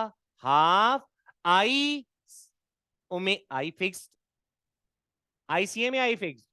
एक्सिस पता हो तो याद आ गया क्या? तो बोलो, हाफ आई फिक्स्ड कर दूं क्या, इंटू ओमेगा स्क्वायर। बढ़िया, दो स्टेप हो गया। इसका एनर्जी लिख लिया हम लोगों ने, काइनेटिक एनर्जी। इसका कौन सा लिखा? रोटेशनल। ये किसके लिए रखा बच्चा? रोटेशनल काइनेटिक एनर्जी ऑफ किसका? डिस्क। यहां तक क्लियर है? तीसरा बताओ, क्या ये स्प्रिंग एस एक्स एक्सपेंड हुआ होगा? बेटा ये एक्स नीचे आया तो ये एक्स ऊपर गया, तो अगर कोई स्प्रिंग अगर एक्स खिंच जाएगा तो उसके अंदर कौन से, हम टोटल लिख रहे हैं, ये नहीं कहा मैंने कि काइनेटिक एनर्जी लिखना है, आपको क्या लिखना है? टोटल वाला लिखना है। समझ गए क्या? तो टोटल वाला लिखेंगे तो इसके पास क्या आ जाए, कौन सा पोटेंशियल एनर्जी आएगा? 1/2 kx²। क्या इन सब को जोड़ने पे कांस्टेंट और तो कुछ नहीं है ना यार? एक स्प्रिंग था, एक यहां मास दिया था, एक यहां मास दिया, तो यही तो चुनोगे। सर एमजी वाला आप छोड़ रहे हैं, हम कहते पहले से कुछ एक्सटेंशन था तो एमजी, समझे क्या? कि एक्स प्लस एक्स नॉट होगा तो छोड़ नहीं हो पाएगा तुम लोग से, ठीक है। कांस्टेंट फोर्स की कहानी हम बेटा स्प्रिंग में पढ़ चुके थे ना, एमजी वाला कैंसिल हो रहा था, जो नेट आ रहा था वो के एक्स ही आ रहा था। ऐसा पढ़ याद आया क्या? ऐसा ही। तो जब फोर्स कट जा रहा था तो उसका वर्क डन नहीं कटेगा? कटेगा ना। तो जब स्प्रिंग और ब्लॉक वाला सवाल करना है, स्प्रिंग ब्लॉक पुली वाला, तो वहां एमजी को भूल जाना, ठीक है। चलो, ये था स्टेप नंबर कौन सा बना दिया यार मैंने? ये पहला, दूसरा, तीसरा, चौथा। अच्छा, लास्ट। इसको करने के बाद इस पूरे एक्सप्रेशन को या तो x के रिस्पेक्ट में डिफरेंशिएट कर देंगे जरूरत पड़ने पे, या फिर फेवरेट वाला अपना t के रिस्पेक्ट में डिफरेंशिएट कर देंगे। समझ गए क्या? डिफरेंशिएट करने के बाद आपको ढूंढना पड़ेगा। सर किसको? आपको ढूंढना पड़ेगा a is equal to minus omega square into X को। स्टोरी समझ में आ रही है क्या? और ये एक्सप्रेशन जैसे ही मिलेगा हम खुश हो जाएंगे। क्यों? एक x दिखाई देगा और x के बगल में जितने दिखाई देंगे उसको किसके अंदर डाल देंगे? रूट के अंदर। तो मुझे क्या पता चल जाएगा? ओमेगा। स्टोरी क्लियर आ रहा है? और ओमेगा जैसे ही पता चलेगा फट से क्या लिख देंगे? t is equal to 2 pi by omega. Story clear है? यही करना है हम लोग को एनर्जी वाले मेथड में, ठीक। इज इक्वल टू कांस्टेंट बच्चा, सबको जोड़ेंगे तो कांस्टेंट आएगा। स्टेप्स क्लियर है? करते हैं इसको सॉल्व अब। अच्छा, कुछ कुछ खास बातें और। तुम यहां देखो तो ये कौन सा बच्चा? Translational kinetic energy. और ये कौन सा है? अब ध्यान रखना कि एक v का टर्म आ रहा है और एक ओमेगा आ रहा है, तो हर बार इस ओमेगा को भी किस में कन्वर्ट कर दो? v वाले में। ये बात हमें बहुत अच्छे से आता नहीं आता है बच्चा ये? अच्छा बताओ, ये जो पुली है किसके अलोंग गोल गोल घूम रहा है? अरे यहाँ पे फिक्स है ना यार बच्चा, तो एक्सिस यही होगा ना। हमने कहा ये ओमेगा से घूम रहा है, तो यहाँ पे ओमेगा की वैल्यू कितनी होगी? v बाई, ये पढ़ रखा हम लोगों ने कैसे, ये आता है ना, तय है। तो omega is equal to v by, तो यहां पे इस ओमेगा को किससे रिप्लेस कर देंगे? v बाई आर से। तो ये रहा हमारा एनर्जी वाला मेथड, ठीक है। इसको सॉल्व करते हैं पूरा, ठीक है। देखो देखो देखो देखो, हमारे पास एक्सप्रेशन क्या क्या आया है? Half M V square plus 1/2 I fix into omega square plus 1/2 K X square is equal to क्या रहेगा बच्चों? कांस्टेंट, ठीक। मान लो इसको अगर मैं टाइम के अच्छा पहले इसको थोड़ा और सिंप्लीफाई कर लेते हैं। 1/2 एम वी स्क्वायर, मैं अपने लिए बैठा हुआ हूं, समझ में नहीं आता यार तुम लोगों को, मैं उड़ी मार दूंगा, मुझे फर्क नहीं पड़ रहा है। अरे भाई आज तो मेरी छुट्टी रहेगी ना, तुम लोग कंप्लेन भी करो तो मैं बोल दूंगा सीधा कि भैया कैसे हो जाएगा, जुलाई में शुरू हुआ सिलेबस, अभी बोलना ही नहीं है। 1/2 आई फिक्स्ड कहां से दिख रहा है? क्या एक्सेस यहां पे इसी पे घूम रहा है ना? तो अगर डिस्क है तो क्या लिख दूं यहां? M R square by 2। और ओमेगा को भी बोला ना चेंज कर दो किसमें, तो omega is equal to V by R, तो यहां क्या लिख दू? We square by plus 1/2 K X square is equal to. अब देखो जिसको उड़ा सकते हो जरा उसको उड़ा दो, तो कुछ नहीं उड़ रहा है, आर स्क्वायर, और कुछ नहीं है, कोई बात नहीं। अब इसको जरा टी के रिस्पेक्ट में बच्चा डिफरेंशिएट करो, आंसर बोलो। 1/2 एम, इसका क्या हो जाएगा? 2v dv बाई dt, दिख रहा है क्या? नहीं, 2v dv बाई dt, आगे बोलो। +1/2 इंटू 1/2, यहां क्या था? m, और इसका बोलो 2v dv बाई dt, दिखा क्या? प्लस आगे बोलो 1/2 K 2x dx by dt is equal to, कौन सा डिफरेंशिएशन आता है ये बात। अब जरा अपनी आंखें खोलो और देखो तुम्हें क्या दिखाई दे रहा है। क्या तुम्हें दिखाई दे रहा है कि dv बाई dt को अपन क्या लिख सकते हैं? अच्छा इधर देखो तो ये dv बाई dt क्या बन जाएगा? और इधर देखो तो dx बाई dt क्या बन जाएगा? अच्छा देखो, इसमें v है, क्या इसमें भी v है? क्या इसमें भी v है? तो क्या तीन, अरे v नहीं दिख रहा तुमको? तो क्या v कॉमन लेके खत्म हो जाएगा? और मैंने क्या कहा था, इस स्टेप के बाद मुझे क्या दिखना चाहिए? a दिखना चाहिए, और क्या दिखना चाहिए? a और x। तब तो कंपेयर करेंगे ना, a is equal to minus omega square. a और x ढूंढना है, a और x ढूंढना है, a और x ढूंढना है। तो a तो दिखना शुरू हो गया है। और यहां देखो क्या दिख रहा है। अब करो सिंप्लीफाई, देखो जो कट कुट रहा है उसको काटो पहले। 2 से 2 गया, 2 से 2 गया, 2 से 2 गया। तो जरा ध्यान से देखना तो, और कुछ है क्या? नहीं। तो यहां क्या बच रहा है? m। और यहां क्या बच गया? v। बेटा देखो, v, v और v तीनों से निकाल के शहीद कर दिए। तो m into A plus capital M by 2 into A plus के एक्स। यही आया क्या? इज इक्वल टू क्या लिख दिया? मेरा मोटो क्या था? ए निकालना। Small m plus capital M by 2 is equal to minus K X. क्या मैं यही चाहता था?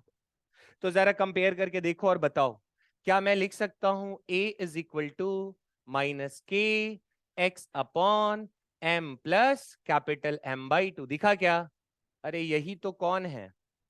अरे ये कौन है? ओमेगा। कुछ समझ गए क्या?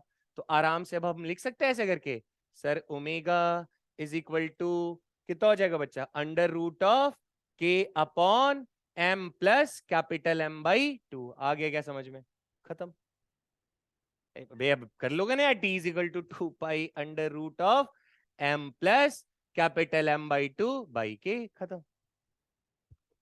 समझ गए? तो ये कौन सा मेथड था? अब कोई भी सवाल है मेरे ख्याल से तुम लोग आराम से निपटा सकते हो। जरा देखो, देखो फिर से वही घिसा पिटा। क्या करना है? यहां क्या दे दिया? अब नहीं बोलोगे ना, मैं क्लास सच में खत्म कर रहा हूं। बर्दाश्त की सीमा खत्म हो रही है। अभी आगे बहुत सारे चैप्टर हैं और पीपीटी मैंने नहीं भेजा है। तो समझ रहे हो ना इसका इशारा? तो मैं बीच से बहुत सी चीजें गायब कर दूंगा, तुम्हें पता भी नहीं चलेगा। और तुम ढूंढने के लिए एनसीईआरटी जाओगे उतना तो सोचना ही नहीं है। हेडिंग ही तो लिखना है। अरे बस हेडिंग लिख देना है जित। तो पीपीटी में ऐसे डिजाइन करूंगा खुद से, जो एनसीईआरटी का हेडिंग होगा उसको लिखूंगा, खत्म। तो रिस्पॉन्स दो प्लीज। क्या सिखाया यहां देखो तो बेटा, अब तो थोड़ा ऐसा हो जाना चाहिए। अरे सर पुली दिख रहा है, पुली का मास दिया हुआ है, तो ये पक्का कैसे करेंगे? हाँ, तो इसको क्या दे देना है और डिस्प्लेसमेंट कितना दे देना है? रटा हुआ है।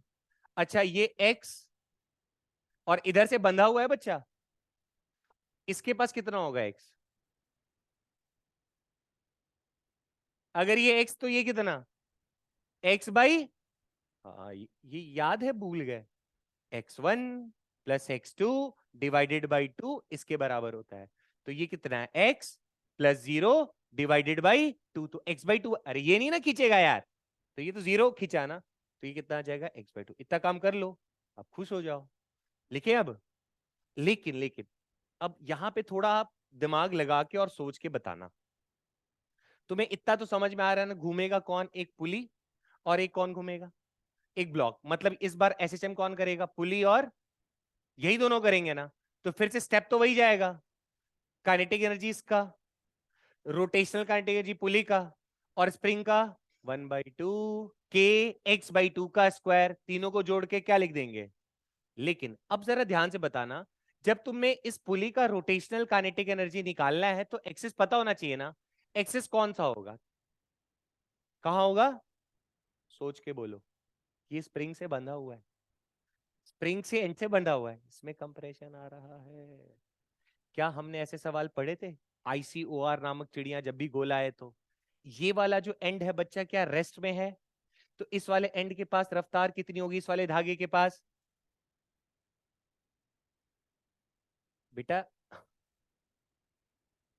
ये धागे, अगर इस ब्लॉक के पास v का रफ्तार है, तो धागे का जो ये वाला एंड होगा इन सबके पास कितनी रफ्तार होगी? v की होगी। तो ये जहां पे पुलिस ऐसे टच हो रहा होगा उसके पास कितनी रफ्तार होगी? इधर से v डिसाइड करा, उस साइड जाओ। क्या ये धागा रेस्ट पे है? ये थोड़ी खींच रहा है यार, तो रेस्ट पे ही रहेगा ना। अब ये जाके जहां पे टच हुआ होगा पुली से, वहां पे इस धागे और इस पुली उस पॉइंट पे क्या रेस्ट पे होंगे कि नहीं होंगे? तो क्या ये वाला पॉइंट ICOR होगा? कुछ समझे क्या? ये वाला, अब देखो पिछले वाले सवाल में ना स्प्रिंग यहां लगा, कहां लगा हुआ था देखो जरा, ऊपर नहीं नहीं, हाँ, इस साइड था देखो, थोड़ा यहां लगा हुआ था। तो यहां पे ICOR अपन कैसे ले पाते, क्योंकि इसके पास कुछ रफ्तार थी ना, नहीं समझे? अरे इस धागे के पास कुछ रफ्तार है तो ये बार बार सरक रहा होगा ना, तो यहां पे ICOR कैसे ले पाओगे? लेकिन अगर, यार रोलिंग में क्या होता है, सरफेस नहीं चलता है, तो जो चीज नहीं चलता उसके ऊपर कोई रोल कर रहा हो तो उसको ICOR लेते हैं कि नहीं लेते हैं? रोलिंग में धरती नहीं चल रहा होता है, इसीलिए जब रोल कर रहा होता है तो किसी इंस्टेंट पे हम आराम से ICOR ले पाते हैं। कुछ समझ गए क्या? जब ऐसे रोल कर रहा तो क्या उसके सेंटर को ICOR लेते थे हम क्या कभी? क्यों? अरे ये तो आगे बढ़ रहा होगा ना यार, नहीं समझे? इस पॉइंट पे तो ये तो आगे खिसका ना, ऐसे घुमा होगा तो, समझे? अब इस केस में बोलते हैं सर यहां पे ले लो एक्सिस, तो इस वाले में देखो, इस वाले में अब देखो ये सवाल में, अब आपको रोटेशन इतना पढ़ने के बाद ये बातें समझ में आ जानी चाहिए कि सर एक सरफेस है, अब वो चल नहीं रहा है, अगर किसी रुके हुए सरफेस पे अगर कोई सिलेंडर हो गया, स्फेयर हो गया, डिस्क हो गया, रिंग हो गया, वो रोल कर रहा है, तो रुके हुए सरफेस पे ही ICOR लिया जाता है। अब तो आ जाना चाहिए, बहुत बार हो चुका है ना? यहां क्यों नहीं ले रहा हूं मैं? सर इसको ले लो ना, अरे ये स्प्रिंग से बंधा, ये देख रहे हो डिसाइड हो पाए कि फट, तो ये तो इससे देखेंगे तो ये बार बार ऐसे ऐसे करेगा, बट इस वाले पे देखेंगे तो, अब समझ गए क्या? तो ICOR दिया हुआ नहीं रहेगा, ये हमें डिसाइड करना पड़ेगा, समझ गए? तो ICOR देखो, आप अभी आपके पास टाइम नहीं है, ज्यादा क्वेश्चन ना लगाओ, लेकिन इसके क्वेश्चंस को 4-5 बार रिवाइज कर लो, 4 बार 3 बार, मैंने कहा चैप्टर को मतलब 10 बार रिवाइज करोगे तब जाके आएगा। और खूबसूरती पैटर्न में भी मैंने पढ़ा है भाई, रोटेशन अभी खत्म किया था CUM, और फिर SHM में मुंह उठा के, और सारे जो अच्छे सवाल है वो वहीं से बन रहे हैं ना यार। तो हमने कहा था रोटेशन के बाद फिर तो वही रिपीट टेलीकास्ट चल रहा है, नहीं आया अभी तक, वही है ना? अब जिसको ICOR नहीं पता है, मोमेंट ऑफ इनर्शिया नहीं पता है, तो उसके लिए तो फिर पता नहीं जादू जादू ही चलेगा, पता नहीं कुछ करते रहते हैं। क्यों भाई?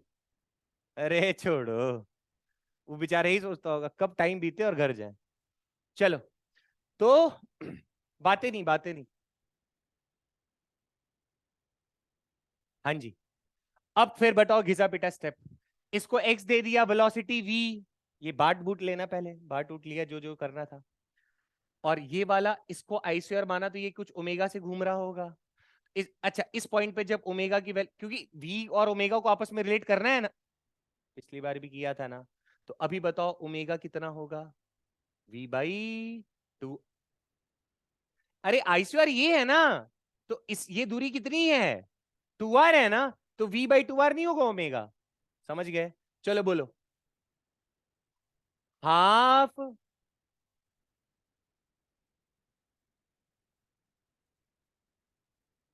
1 मिनट, हाँ। हाँ, हाफ। हम्म।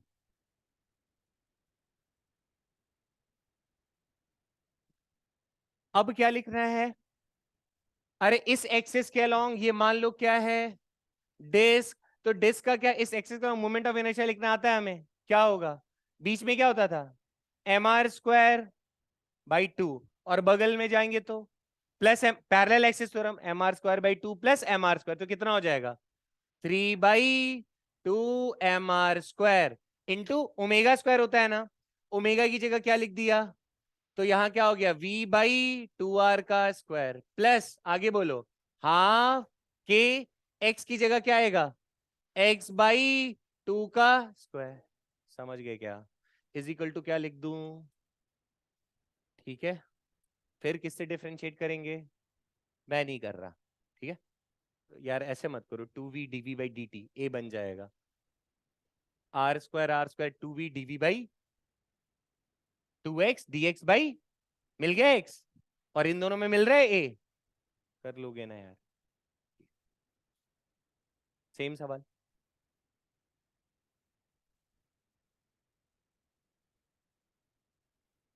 अरे x दे दो, v दे दो, ICOR कैसे डिसाइड करेंगे? क्यों, ये रेस्ट पे है ना, तो ICOR कहां जाएगा? समझ गए क्या? v, अब देखो घर जाके जो बच्चा बना लेगा उसके लिए टुच्चा हो जाएगा, नहीं बनाएगा वो, छोड़ो, नहीं बोलना चाहिए। हाँ। हम्म। हो जाएगा।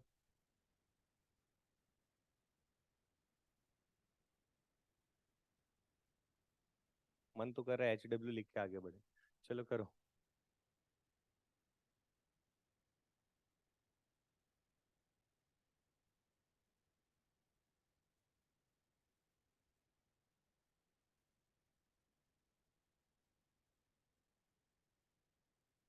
तो सॉल्व करता हूँ।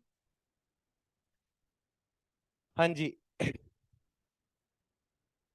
यहाँ पे बोला है फाइंड द एंगुलर फ्रीक्वेंसी। अच्छा, एंगुलर फ्रीक्वेंसी किसको बोलते हैं?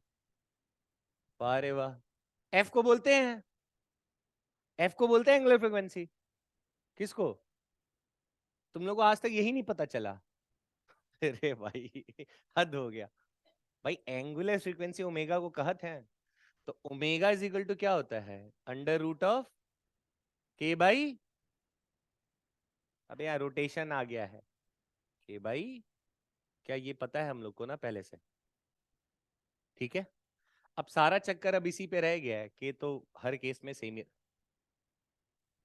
वही आने वाला है। ये वाला क्या आएगा?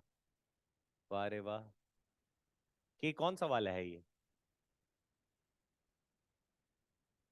टाउ री। समझ गया ना, वो वाला के है। तो इस पे नहीं हम थोड़ा देखो।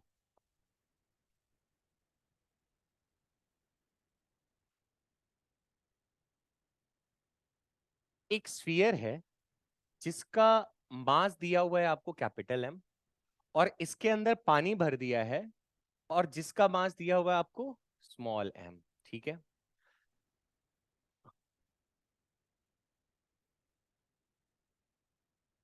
सिलेंडर एग्जीक्यूटर मतलब? अरे पहले भी तो पढ़े यार, प्योर रोलिंग मतलब ICOR ले लो, बाकी सब बाद में देखेंगे। तो यहां आ गया ICOR। ठीक, एंगुलर फ्रीक्वेंसी के बारे में पूछा है। What happen when the water in the cylinder freezes? ठीक है। पहले ऐसे ही था, तो कुछ एंगुलर फ्रीक्वेंसी मान लो इसका ओमेगा होगा, और बाद में जब ये पानी को फ्रीज कर दिया तो इसका एंगुलर फ्रीक्वेंसी चेंज होगा, दैट इज ओमेगा डैश। ठीक है। यही ओमेगा डैश अपन को निकालना है। अब मुझे एक बात बताओ, ये रहा पानी, दिख रहा है? पा... तो अगर मैं ग्लास को रोटेट करूंगा तो पानी भी। क्या तुम सच में अंधे हो? पानी पहले जैसा था अभी भी वैसा ही है। पहले ऐसे है, देख लो ध्यान से। ग्ला ऐसे है। ऐस, ऐसे है। अभी भी ऐसे ही है। या तो तुम अंधे हो, या तुम्हें दिखाई नहीं दे रहा है। पानी अभी भी वही लेवल पे ऐसे ही है क्या, या ऐसे टेढ़ा मेढ़ा हो गया है यार?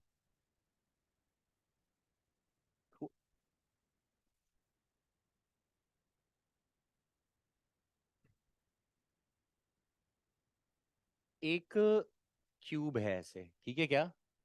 अगर मैं कह रहा हूं कि बच्चा इसमें पानी यहां तक ऐसे भरा हुआ है, ठीक है क्या?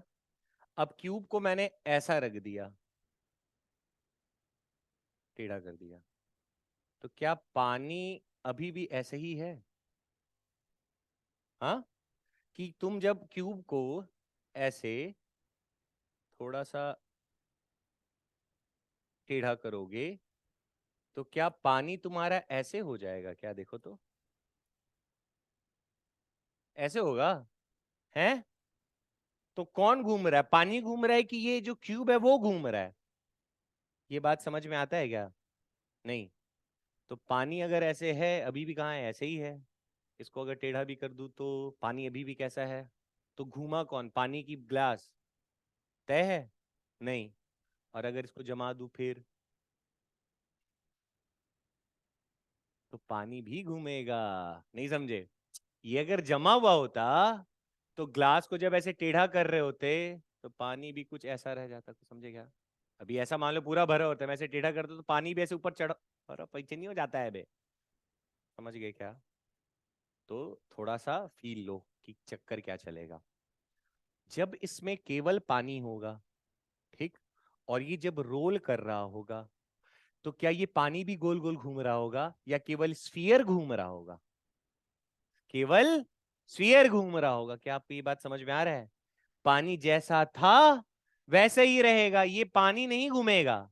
लेकिन अगर इसको अगर क्या कर दें, जमा देंगे, तो पानी भी घूमना शुरू करेगा। अब मुझे बताओ, एंगुलर की बातें कब होंगी? जब कोई चीज, और जब घूमेगा ही नहीं तो घूमने की बात ही नहीं होगी, फिर कौन सी घूम। यार अगर कोई चीज रिजिड बॉडी जब तक रोटेट ना करे, देखो, एक पॉइंट मास के लिए मोमेंट ऑफ एनर्जी अपन क्या लिखते थे? पॉइंट मास के लिए mr², अरे एक्सिस डिस्टेंस mr²।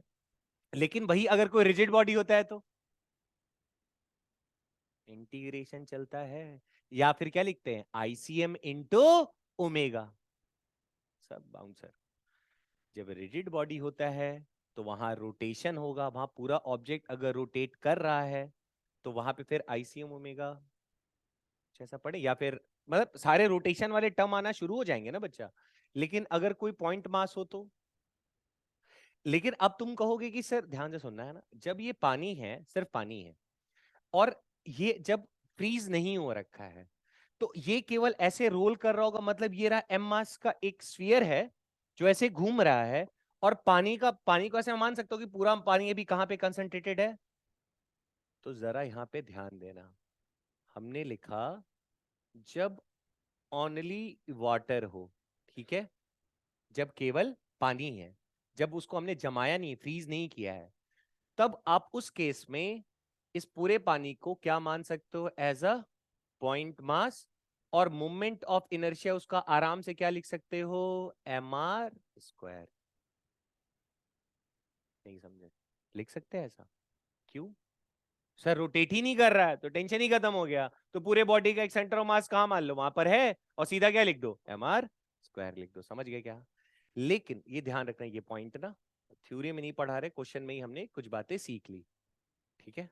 आते बच्चों ऐसे सवाल, है ना? कई बार आपसे कहेगा कि पेंडुलम है या कुछ भी ऐसे दे देगा, बोलेगा पेंडुलम के अंदर आइस रख दिया है, मतलब पानी रख दिया है, उसका टाइम पीरियड टी था, उसके उसके अब पानी को जमा दिया, फ्रीज कर दिया, तो बताओ टाइम पीरियड में क्या फर्क पड़ेगा? या तो रट लो या तो रीजन देख लो। तो अब क्या होगा जरा देखो, यहां तक ठीक है? तो इस केस में अगर अपन ओमेगा लिखें, देखो के पे कोई फर्क नहीं पड़ेगा। क्यों? mg ही रहेगा, स्प्रिंग फोर्स के एक्स ही रहेगा, तो जो वहां से के आने वाला है उसमें कोई फर्क नहीं पड़ेगा। तो omega is equal to under root of K by I होता है ना, बट मोमेंट ऑफ इनर्शिया में फर्क पड़ेगा, ठीक है? जब आप बताना मुझे, जब ये जमा हुआ नहीं होगा, तो इस एक्सिस के अलोंग मोमेंट ऑफ इनर्शिया कैसे लिखोगे? तो एक तो बेटा शेल हो गया ये, तो शेल का यहां पे मोमेंट ऑफ इनर्शिया कितना होता है? शेल का वो तो सेंटर से होता है, सेंटर से होता है 2/3, तो कॉर्नर से कितना होता है? 5/, तो यहां क्या लिखा? 5/3 mr। किसके लिए लिखे हो अभी? शेल के लिए। किस शेल के लिए? और जो वाटर है उसको कैसे कंसीडर करना है जब वो घूम नहीं रहा है? तो एज अ पॉइंट मास। तो पूरा मास बेटा कहां बैठा हुआ है? अरे सेंटर में है ना। और एक्सिस से कितने दूर पर है? r दूर पर है, तो यहां क्या लिख दिया? +mr²। क्या आपको ये समझ में आया? नेक्स्ट केस, ये तो किसके लिए लिख दिया हमने ओमेगा? कब का बच्चा? वाटर के लिए। अब बताओ जब ओमेगा आइस के लिए लिखने जाओगे तो क्या? देखो के तो वही रहेगा सर, क्यों? फिर से mg वही, फिर से, अरे स्प्रिंग कॉन्स्टेंट सब वही रहेगा, ठीक है? ध्यान से देख, अब बताओ, ध्यान से, जब ये जम जाएगा तो अब पानी ऐसा नहीं रहेगा, इस स्फीयर के साथ साथ अरे जो वाटर मॉलिक्यूल्स होगा ये भी घूमेगा। तो अब इसको पॉइंट मास मान सकते हैं क्या? अरे रिजिड बॉडी हो गया ना ये, कुछ समझे क्या? तो अब मोमेंट ऑफ इनर्शिया किसका लिखना पड़ेगा? रुक जाओ, बड़े वाले का कितना है? मास m, एक्सिस ये है, शेल, शेल के लिए क्या लिखते हैं बोलो? सिलेंडर दिया है क्या? कहाँ? दिख नहीं रहा है मेरे को। चलो हम किसके लिए सॉल्व कर रहे हैं? तो यहाँ लिख दो स्फीयर। अबे तो गजब, सिलेंडर कर नहीं पाएंगे, कुछ भी दे दे क्या?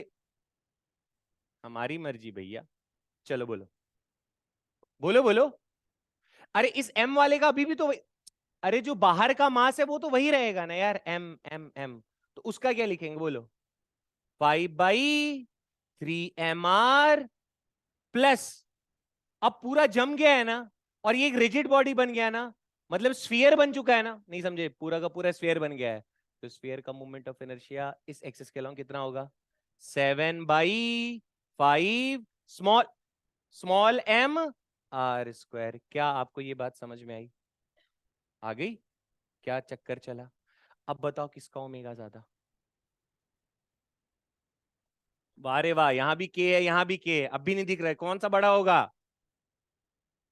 यहाँ 5/3, यहाँ एक है, यहाँ 5/3, ये तो बराबर ही है। अब 7/5 और एम आर में बड़ा कौन होगा?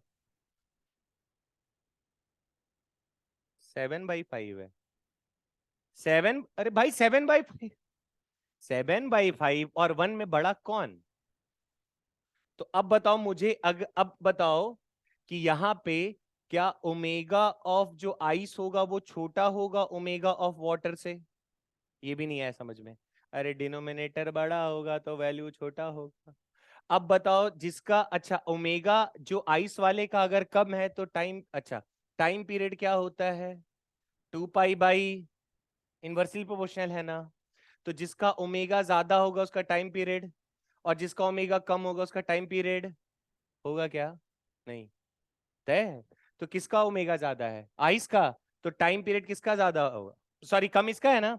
तो टाइम टाइम पीरियड जो आइस वाले का होगा वो ज्यादा होगा किससे? टाइम पीरियड ऑफ वाटर से। कुछ समझे क्या? तो आज के बाद कभी ऐसा सवाल आएगा कि पानी था, बर्फ बना दिया, तो टाइम पीरियड बढ़ेगा घटेगा, आंसर लिख सकते हैं। एंगुलर फ्रीक्वेंसी बढ़ेगा घटेगा, आंसर लिखा जा सकता है। लॉजिक समझ में आया? आ गया? अच्छा सवाल था।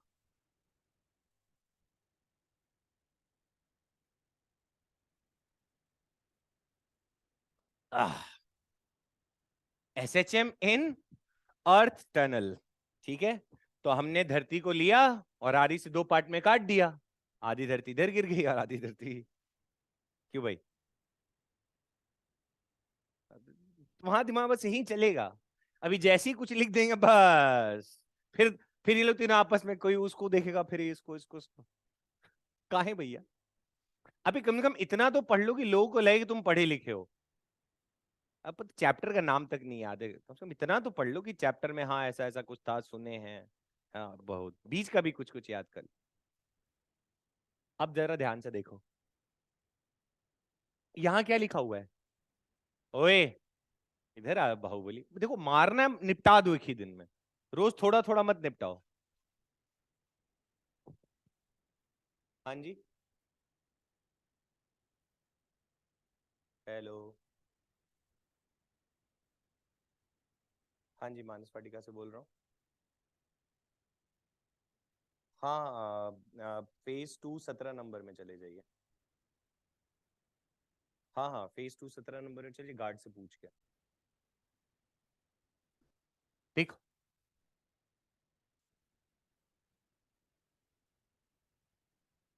हमने फिर से क्या लिखा हुआ है? बढ़िया। देखो मेहनत नहीं करना है, फिर से वही कहानी। रीस्टोरिंग फोर्स क्या चाहिए होता है बार बार? और एक्स दिखाई देगा, एक्स के बगल वाला क्या कहलाएगा? के। टाइम पीरियड को क्या लिखेंगे? 2 पाई √m/k, यही मोटो चलेगा, नया नहीं पढ़ रहा। अब यहाँ पे क्या कर रहे हैं अपन ने? टनल बनाया है, काटा नहीं है। टनल और काट, ये कैसे काट की? तो टनल छेद, समझ गया ना? ऐसे करके ड्रिल करते करते यहां से शुरू करा और पार चले गए, ठीक है। और इसके अंदर तथागत को डाल दिए, समझ गए क्या? अब इसको जैसे ही डालेंगे देखो इसके साथ क्या होगा।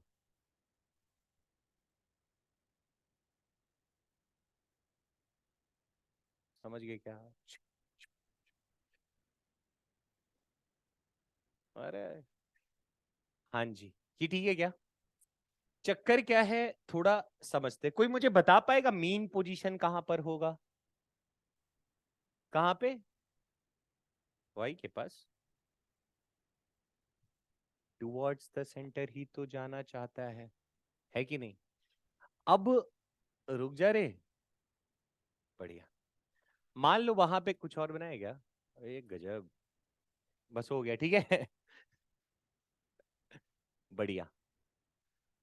अब मुझे बताओ जी की वैल्यू इनसाइड अर्थ क्या होता है? G M by R cube into R, क्या हमने ऐसा पढ़ रखा पहले? बताए थे value of G inside earth और आउटसाइड अर्थ। नहीं पढ़े? पढ़े थे क्या? आया था ना एक्सप्रेशन? बढ़िया। तो ये बच्चा जी डैश है। अब ये मान लो एम मास का ब्लॉक है, और यहां पे मान लो ये एम मास ऐसे पड़ा हुआ है, इसके ऊपर फोर्स कितना लगेगा? फोर्स का फॉर्मूला बोलो न्यूटन सेकेंड लॉ से। Force is equal to mass into, क्या यही है एक्सलेशन इनसाइड अर्थ? तो क्या लिख दूं? इस ब्लॉक का मास कितना है? एम है। और जी डैश कितना है? Capital G M by R cube into, अब मुझे चेक करना है ना ये ऐसे चम कर रहा है कि नहीं कर रहा है।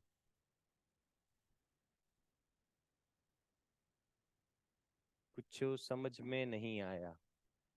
ऐसे ही मुंह उठा के इलेक्ट्रोस्टैट में आएगा, वहां पे भी K Q one Q two by R square, side में क्या लिखा दिख जाएगा? अरे ये वही आर है ना जो वेरी करेगा रे बचवा, समझ गए क्या? तो एफ और आर के बीच में रिश्ता मिल गया क्या? क्या ये एसएचएम करेगा इस कंडीशन में? अरे अगर एफ मन कर रहा माइनस लगा दो कंपैरिजन के लिए, तो आर के बगल वाला ही क्या कहलाता है? बोलो भाई, कि ऐसा पढ़ रखा हम लोगों ने, काम खत्म। तो इस एम मास के पार्टिकल का जो टाइम पीरियड होगा क्या होगा? T is equal to 2 pi under root of, कौन सा, कैपिटल एम स्मॉल एम? अबे गधो, स्मॉल एम का था ना ये, तो यहां क्या लिख दिया? लिख दूं अपॉन, अरे के रे, T is equal to 2 pi under root M by K, यही होता है ना? अरे एम मास का पार्टिकल एस एच एम कर रहा है तो उसका टाइम पीरियड ऐसे लिखेंगे, तो यही है ना एम मास के लिए लिख रहे थे, तो यहाँ क्या लिख दिया? एम, और के की वैल्यू कितनी आई है? M G M by R का क्यूब, दिख रहा है क्या? तो एम से कट गया, तो देखो तो क्या आ गया? Time period is equal to 2 pi under root of, क्या तुम इसको पहचानते हो क्या? जीएम बाई आर स्क्वायर को पहचानते हो क्या? जीएम बाई आर स्क्वायर को पहचानते हो क्या? ऑन सरफेस ऑफ अर्थ, यही आया था। कैसे आया था याद? M G is equal to capital G M one M two upon R square किए थे, ये सरफेस वहां पे रहता है। तो कितना हो गया बताओ वजह? क्या मैं इसको ऐसे लिख सकता हूँ क्या हो, आर बाई जी? कुछ समझे क्या? ये बहुत काम का है, ये बहुत काम का फॉर्मूला है। ये क्या है बच्चों? Time period. यहाँ पे आर किसको रिप्रेजेंट कर रहा है? रेडी, स्कूल एग्जाम के लिए इंपॉर्टेंट है, टाइम पीरियड आपसे पूछेगा, 3 नंबर का डेरिवेशन आएगा, ठीक है क्या? और टुच्चा सा क्वेश्चन भी पूछ सकता है इसके ऊपर, ठीक?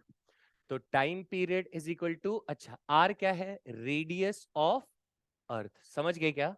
और जी तो बताने की जरूरत नहीं है, 9.8 मीटर पर सेकंड स्क्वायर। ये डाटा को जब अपन रखेंगे तो ये आता है 85.4 मिनट, किसके लिए? अर्थ के लिए, ठीक है? और जो हम लोग, अच्छा मैंने केपलर्स लॉ वगैरह नहीं पढ़ाया है ना, जियो सैटेलाइट वगैरह कुछ नहीं पढ़ाया, ठीक किया। देखो इधर, तो जो अपन, ये कितना, 1.5 घंटे के आसपास हुआ, 90 मिनट। तो हम लोग जैसे मान लो जो सैटेलाइट वगैरह ऊपर यहाँ से दागते हैं ना, तो उसका भी टाइम पीरियड इस फॉर्मूले से निकल जाता है, ठीक है? हम लोग कितने पे दागते हैं सैटेलाइट वगैरह, जो आर्टिफिशियल सैटेलाइट फेंकते हैं? कितना किलोमीटर तक जाएगा? 2-4 किलोमीटर तक जाएगा, हैं? 200, 300, 360, 350, समझ गए क्या? तो उसके जब आप वैल्यू को रखोगे तो उसका भी, सैटेलाइट का भी जो एवरेज टाइम पीरियड आता है ना, मतलब जो अर्थ के चारों तरफ घूमने का। Hello, hello. हाँ जी। नहीं नहीं, नीचे नीचे नीचे दरवाजा खटखटाइए। स्कूटी है, ताला लगा हुआ है। अरे, एक मिनट। हाँ, तो जो अपन सैटेलाइट वगैरह को भी भेजते हैं ना, तो उसका भी जो टाइम ड्यूरेशन रहता है अर्थ का कंप्लीट चक्कर लगाने का, वो भी ऐसे ही रहता है। तो अर्थ तो अपनी जगह पे ऐसे घूमता रहता है। नहीं भैया, अपनी जगह पे भी घूमत है, आगे भी जात है। समझ गए। और जो हम भेजे रहते हैं वो, ये रहा अर्थ, वो ऐसे चक्कर लगाते रहता है। तो 1.5 घंटे बाद फिर से एक और चक्कर। धरती का एक मतलब, तुम समझ लो कितना मस्त बात है ना। धरती के अंदर तुम्हें डाल दिया जाए तो तुम्हारा जो टाइम पीरियड होगा वही तुमको 350 किलोमीटर ऊपर दाग दिया जाए, तो भी तुम अर्थ के वो एक्सेस में इतने ही टाइम में लगभग लगभग घूमते हो। तो एक सैटेलाइट तो देखो होड़ लगा रहता है, इसरो कभी भी रिकॉर्ड बनाते हैं 200 एक बार में, 150 एक बार में भेज रहा है आजकल। तो वो इसीलिए भेजा क्योंकि एक बार 1.5 घंटे बाद फिर यहाँ दर्शन हो गया ना इसके वापस से। अरे अपन ने इंडिया के लिए भेजा है, तो क्या इंडिया के ऊपर इसे बैठल रहेगा भैया, उसको एक्सिस में घूमते रहना, समझ गए क्या। और अर्थ अपना ऐसे भी रोटेट कर रहा है, आगे भी बढ़ रहा है। तो 1.5 घंटे बाद ना फिर यहाँ से गुजरेगा। तो 1.5 घंटे तक सैटेलाइट वैटेलाइट सब बंद कर दें, टीवी भी बंद हो जाएगा। अरे लाइव चलता है ना यार मैच। तो अब ऊपर क्या कर रखा है सबने, होड़ लगा रखी है एकदम।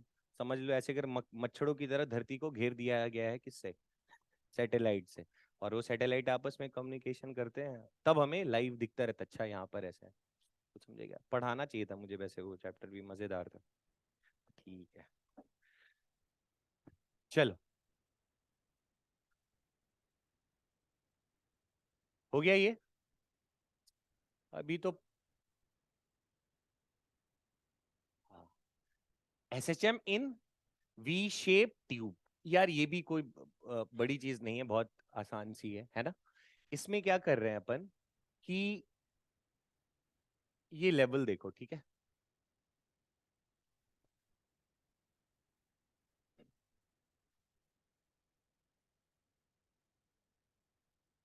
10वीं 9वीं कक्षा में प्रेशर का कुछ फॉर्मूला पढ़े थे क्या, लिक्विड के केस में। एच, रो, जी, ऐसा कुछ याद आ रहा है। पढ़ाएंगे फिर। याद आ रहा, प्रेशर इनसाइड लिक्विड, एच रो जी, एच रो जी, एच रो जी, एच।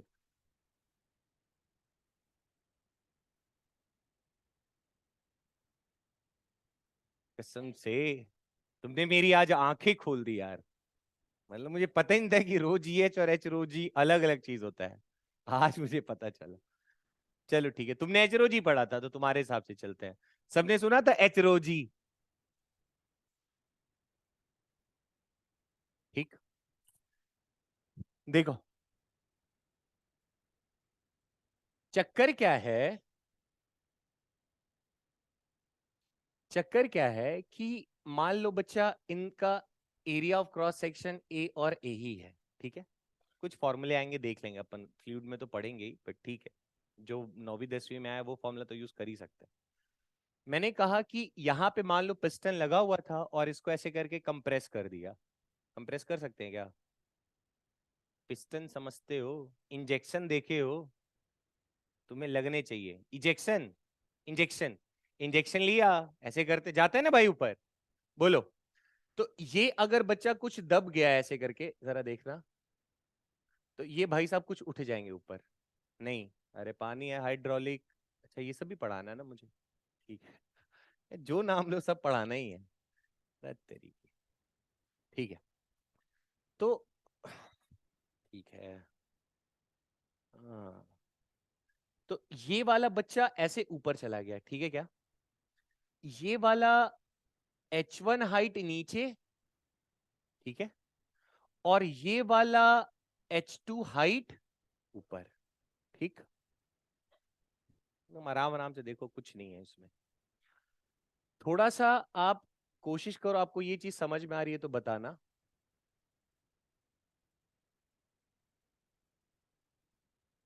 मान लो मैंने कहा ये अगर ऐसे करके बच्चा एक्स डिस्प्लेस हुआ होगा, तो ये ऊपर भी कितना गया होगा, एक्स। ये आ रहा है समझ में क्या, एरिया सेम है ना। तो ये अगर एक्स ऐसे, ऐसे नहीं, ऐसे एक्स अगर ऐसे खिसका होगा तो ये एक्स ऊपर चला गया होगा, ऐसा हुआ होगा। तो अब मुझे बताना ये कितना है। ये समझ में आ रहा है क्या? एक्स ये वाला पार्ट ड्रॉ कर रहा हूं और ये एंगल कितना बना रहा था, तो यहां पे क्या कर दूं, कर दिया क्या? आराम से देखो, एक्स बीटा, और ये बच्चा हाइट कितना लिया है मैंने, h1। ठीक है, तो क्या मैं h1 is equal to X sine beta लिख सकता हूं क्या? ये वाला हाइट इतना होगा। ठीक है, वही काम यहां पे देखो तो, ये कितना ऊपर गया है बताना जरा मुझे, एक्स हाइट ऊपर गया है, ठीक है क्या? यहां बच्चा एंगल कितना है, अल्फा। देखो यही सब खूबसूरती है, आपने जो उधर मेहनत करा है, ये सब तो नई बातें नहीं चल रही हैं, यही चीजें घूम घूम के आते रहती हैं फिजिक्स में। तो रिवीजन मस्ट है बहुत बार। तो ये हाइट बच्चा अगर मैं h2 बोलूं, अब कितनी बार यूज कर सकते हैं ये चीजें, तो अब बताओ मुझे h2 इज इक्वल टू मैं क्या लिख सकता हूं, तो तुम कहोगे सर ये हो जाएगा x साइन अल्फा। ठीक है क्या? अब मुझे बताओ हाइट में डिफरेंस कितने का आया है, ये भी नहीं बता पाओगे। हाइट में डिफरेंस है, अरे ये वाला लिक्विड यहां चला गया और ये वाला, ये कितना है, कितना? बेटा ऐसे था ना, अगर ये ऊपर चला जाता तो तुम क्या बोलते, कितने का डिफरेंस है, h1 का आता। ये नीचे जाता तो क्या बोलते, h2 का आता। लेकिन एक ऊपर गया और एक नीचे गया, तो कितने का डिफरेंस हो गया, h1 प्लस। पक्का ना देख, अरे ऐसा थोड़ी कि सर ये वाला बस खिसका, ये वाला बस नीचे गया है, अरे ये नीचे गया और ये वाला ऊपर चला गया ना, तो अब दोनों के बीच में कितने का हाइट का डिफरेंस आ रहा है, h1 प्लस। आ रहा है समझ में? तो जरा देखो तो, मैं डायरेक्ट लिख रहा हूं। तो प्रेशर जो होता है वो होता है एच रो जी, ठीक है? तो जो प्रेशर का डिफरेंस आएगा यहां पे वो आएगा h1 plus h2 into rho into G. देखो प्रेशर का बेटा फॉर्मूला होता है एच रो जी, ठीक है क्या? अब यहां पे हाइट का डिफरेंस कितने का क्रिएट हुआ, h1 प्लस h2 का हुआ, तो वही मैंने लिख दिया सर, ये प्रेशर डिफरेंस आएगा। ठीक है, अब बताओ h1 प्लस h2 कितना है, तो मैं ऐसे लिख सकता हूं x sine alpha plus sine beta into rho into G. ये क्या हो गया बच्चा, प्रेशर हुआ। क्या तुमने 9वीं कक्षा में पढ़ा है कि प्रेशर इज इक्वल टू होता है फोर्स बाय एरिया, पढ़ा है? तो क्या मैं फोर्स इज इक्वल टू लिख सकता हूं प्रेशर इंटू एरिया? देखो मैं ये प्रूफ करने की कोशिश कर रहा हूं कि ये जो फ्लूइड है, एक बार पिस्टन ऐसे लगा दिया, अरे पिस्टन ऐसे दबाया और पिस्टन हटा दिया, तो ऊपर प्रेशर, प्रेशर में डिफरेंस आया ना। अरे हाइट ऊपर, ये यहां पे प्रेशर बढ़ गया, क्यों बढ़ा सर, इस वाले लेवल और इस वाले के बीच में क्या गया है, डिफरेंस आया। यार पानी अगर मान लो घर पे जो टंकी रहता है वो घर की छत पे रखा जाता है, जमीन पे नहीं रखा जाता, काहे भैया, प्रेशर का डिफरेंस चाहिए ना। तब तो हाई एल्टीट्यूड से लो एल्टीट्यूड की तरफ ऊपर ज्यादा प्रेशर और नीचे, समझ? टंकी भी जो रहता है, टंकी में वो नल कहाँ पे लगा हुआ रहता है, नीचे ना, ऊपर हाई प्रेशर और नीचे। ठीक है, फ्लूइड में डिटेल में पढ़ेंगे, बट ये तो कॉमन सेंस वाली बात है, थोड़ा तो अपन समझ सकते हैं। तो अब बताओ जरा, क्या ये आया प्रेशर, यही है ना बेटा प्रेशर डिफरेंस।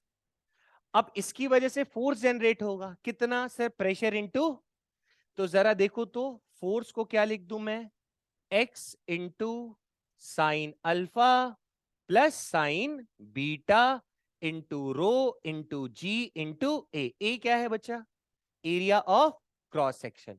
अब फिर से देखो एक चमत्कार हो गया, यहां क्या दिख रहा है, और ये एक्स, ये वही है ना डिस्प्लेसमेंट, जब उसको मीन पोजीशन से डिस्टर्ब करते हैं तो क्या है वो, ये यही एक्स है ना, तो इसके बगल वाला ये क्या हो जाएगा, के। कुछ आया क्या समझ में?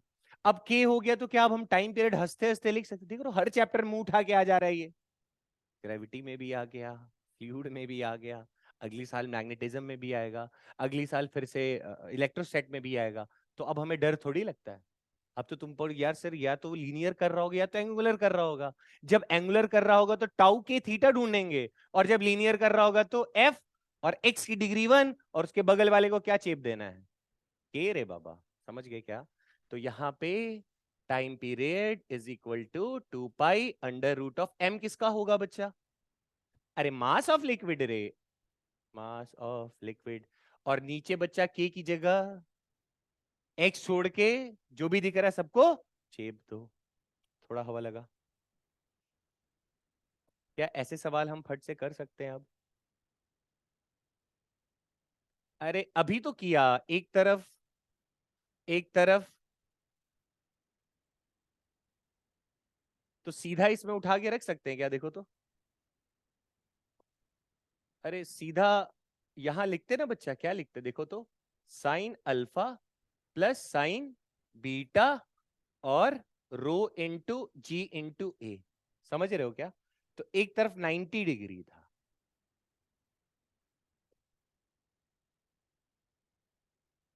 एक तरफ कितना है? एक 90, अरे sign alpha plus sine beta है ना, एक तरफ 90, एक वन वाला एक्सप्रेशन आएगा। अच्छा दो दो में, यानी इन दोनों में से पक्का कोई एक आएगा। और साइन यहां 90 माइनस थीटा क्या बन जाएगा? ये गलत लग रहा है, यहाँ 2 पाई रहेगा। अरे वही आएगा आंसर, नहीं आया, कई लोगों को तो हवे नहीं लगा, पता नहीं क्या किया मैंने। अरे sign alpha plus sine beta आया था ना यार, तो 90 रखा तो 1 हो गया, और यहाँ 90 माइनस थीटा बन रहा है ना बच्चा, तो साइन 90 माइनस थीटा क्या बनेगा? कॉस थीटा बनेगा। तो क्या लिख दिया? 1 प्लस कॉस थीटा। समझ गए क्या? ऐसे ही रहते हैं सवाल, अब पकड़ में आ गया तो ठीक, नहीं आया तो बहुत ठीक। ये तुम्हारे लिए, डर जाओगे। एक्स, ये तो और आसान हो जाएगा, यहाँ साइन भी नहीं टकराएगा।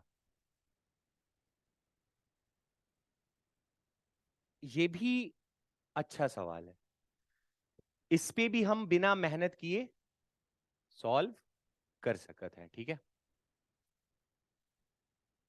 और है क्या? खत्म। ऐसी बनाते हैं। यहाँ ऑप्शन दिख रहा है क्या? देखो 1/2 पाई 1/2 पाई है, मतलब फ्रीक्वेंसी पूछा होगा। वाह रे वाह, टाइम पीरियड में 2 पाई होता था ना, तो फ्रीक्वेंसी में क्या आएगा?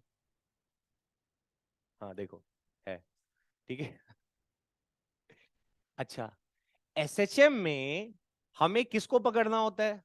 यहां देख लीनियर एसएचएम होगा, ये समझ में आ रहा है क्या? लीनियर एसएचएम होगा, तो हमें ये चेक करना होता है कि सर आप बार बार बोल रहे थे कि जो वेरिएबल फोर्स होगा ना, उसमें जो चेंज आता है केवल उसी को पकड़ लो, कहानी खत्म करो, बाकी की तो जरूरत ही नहीं। सब बाउंसर।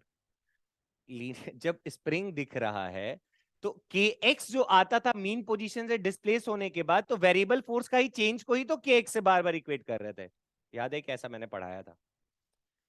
अब यहां पे अगर आप ध्यान से देखो, हाँ ठीक है, यहां पे देखो, ये पूरा कंप्लीटली सबमर्ज नहीं है, ये आधा है। आधा मतलब पता नहीं कितना, बट कुछ तो है। ऐसे एक्स नीचे, अभी ये मान लो ये मीन पोजीशन होता, तो थोड़ा सा और ऐसे खिसका देते एक्स, तो थोड़ा सा और खिसकाते तो स्प्रिंग फोर्स चेंज होता के एक्स। देखो मैं ऐसी कर रहा हूँ सॉल्व, आप लोग कोशिश करो कि बना पाओ। के एक्स, और जो बाइंड फोर्स होता है बच्चा, अभी ये पूरा डूबा हुआ नहीं, अगर पूरा डूबा हुआ होता तो M G rho L by rho S. याद आ रहा है क्या? लास्ट क्लास में ऐसा डिस्कस करा था मैंने, ये पढ़ाऊंगा चैप्टर बट अभी नहीं। पर और वैसे भी अपन को फील नहीं आता क्या, अगर मान लो मैं तुम्हें एक बॉल दूं और कहूं कि यार उसको पानी में डुबो, तो जब जैसे जैसे डुबोने की कोशिश कर रहे होते हैं, तो और ज्यादा फोर्स नहीं लगाना पड़ता है। अरे जब थोड़ा सा डूबता है कम ज्यादा और थोड़ा और लगाना पड़ता है। मतलब जैसे जैसे वो अंदर जाए जा रहा है, जाए जा रहा है, जाए जा रहा है, बाइंड फोर्स और बढ़ता है। कब तक बढ़ता है? पूरा ना डूब जाए। पूरा डूब जाने के बाद क्या होता है? अरे पानी ऊपर भी तो आ जाएगा, तो वो किधर लगा रहा होगा? समझ गए क्या? तो एक नीचे और एक ऊपर, तो ओवरऑल कांस्टेंट हो जाता है। लेकिन जब तक नहीं डूबा है तब तक सिर्फ ऊपर बढ़ेगा ना। तो यहां पे वेरिएबल कौन कौन सा हुआ? वेरिएबल फोर्स पकड़ो सिर्फ, कौन कौन सा हुआ? एक ये वाला, अच्छा ये, अच्छा जब ये ऐसे नीचे जा रहा होगा तो स्प्रिंग खींच रहा होगा ना। मान लो मैंने कहा बच्चे ये मीन पोजीशन से तुम नीचे लेके जा रहे होगे, तो स्प्रिंग फोर्स ऊपर लग रहा होगा, तो जो के एक्स यही तो एक्स्ट्रा आएगा। पता नहीं तुम लोग आ रही है, के एक्स यही तो ऊपर आएगा, यही वाला तो ऊपर आएगा। और बायन्स फोर्स जैसे जैसे ये नीचे जाएगा, बायन्सी फोर्स भी किधर जा रहा होगा, तो दोनों क्या होंगे? समझ गए क्या? यार ये तो चीटिंग है, एक ही में माइनस दिया है, मतलब सॉल्व करना पड़ जाएगा।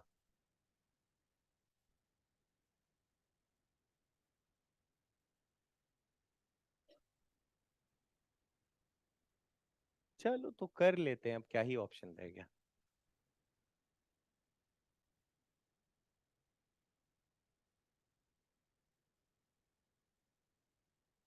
देखो, मैंने कल भी बताया था बाइंड फोर्स क्या होता है बच्चा, जितना वाटर वो डिस्प्लेस करेगा उसके वेट के बराबर, जितना वाटर वो डिस्प्लेस करता है। तो आप इसका डायरेक्ट फॉर्मूला भी बना सकते हो।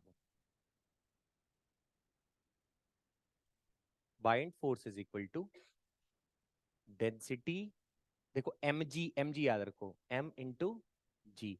देखो मैं ऐसे याद रखता हूँ, डेंसिटी इज इक्वल टू क्या होता है, और मास इज इक्वल टू क्या होता है, डेंसिटी इंटू वॉल्यूम। ठीक है, देखो जैसे मुझे याद है आप भी याद कर लो तो थोड़ा हेल्प हो जाएगा। तो ये डेंसिटी किसका लेना है, लिक्विड का। लेकिन जो वॉल्यूम लेना है वो किसका लेना है, सॉलिड का। क्यों, डुबो किसको रहे हैं, समझ गए क्या।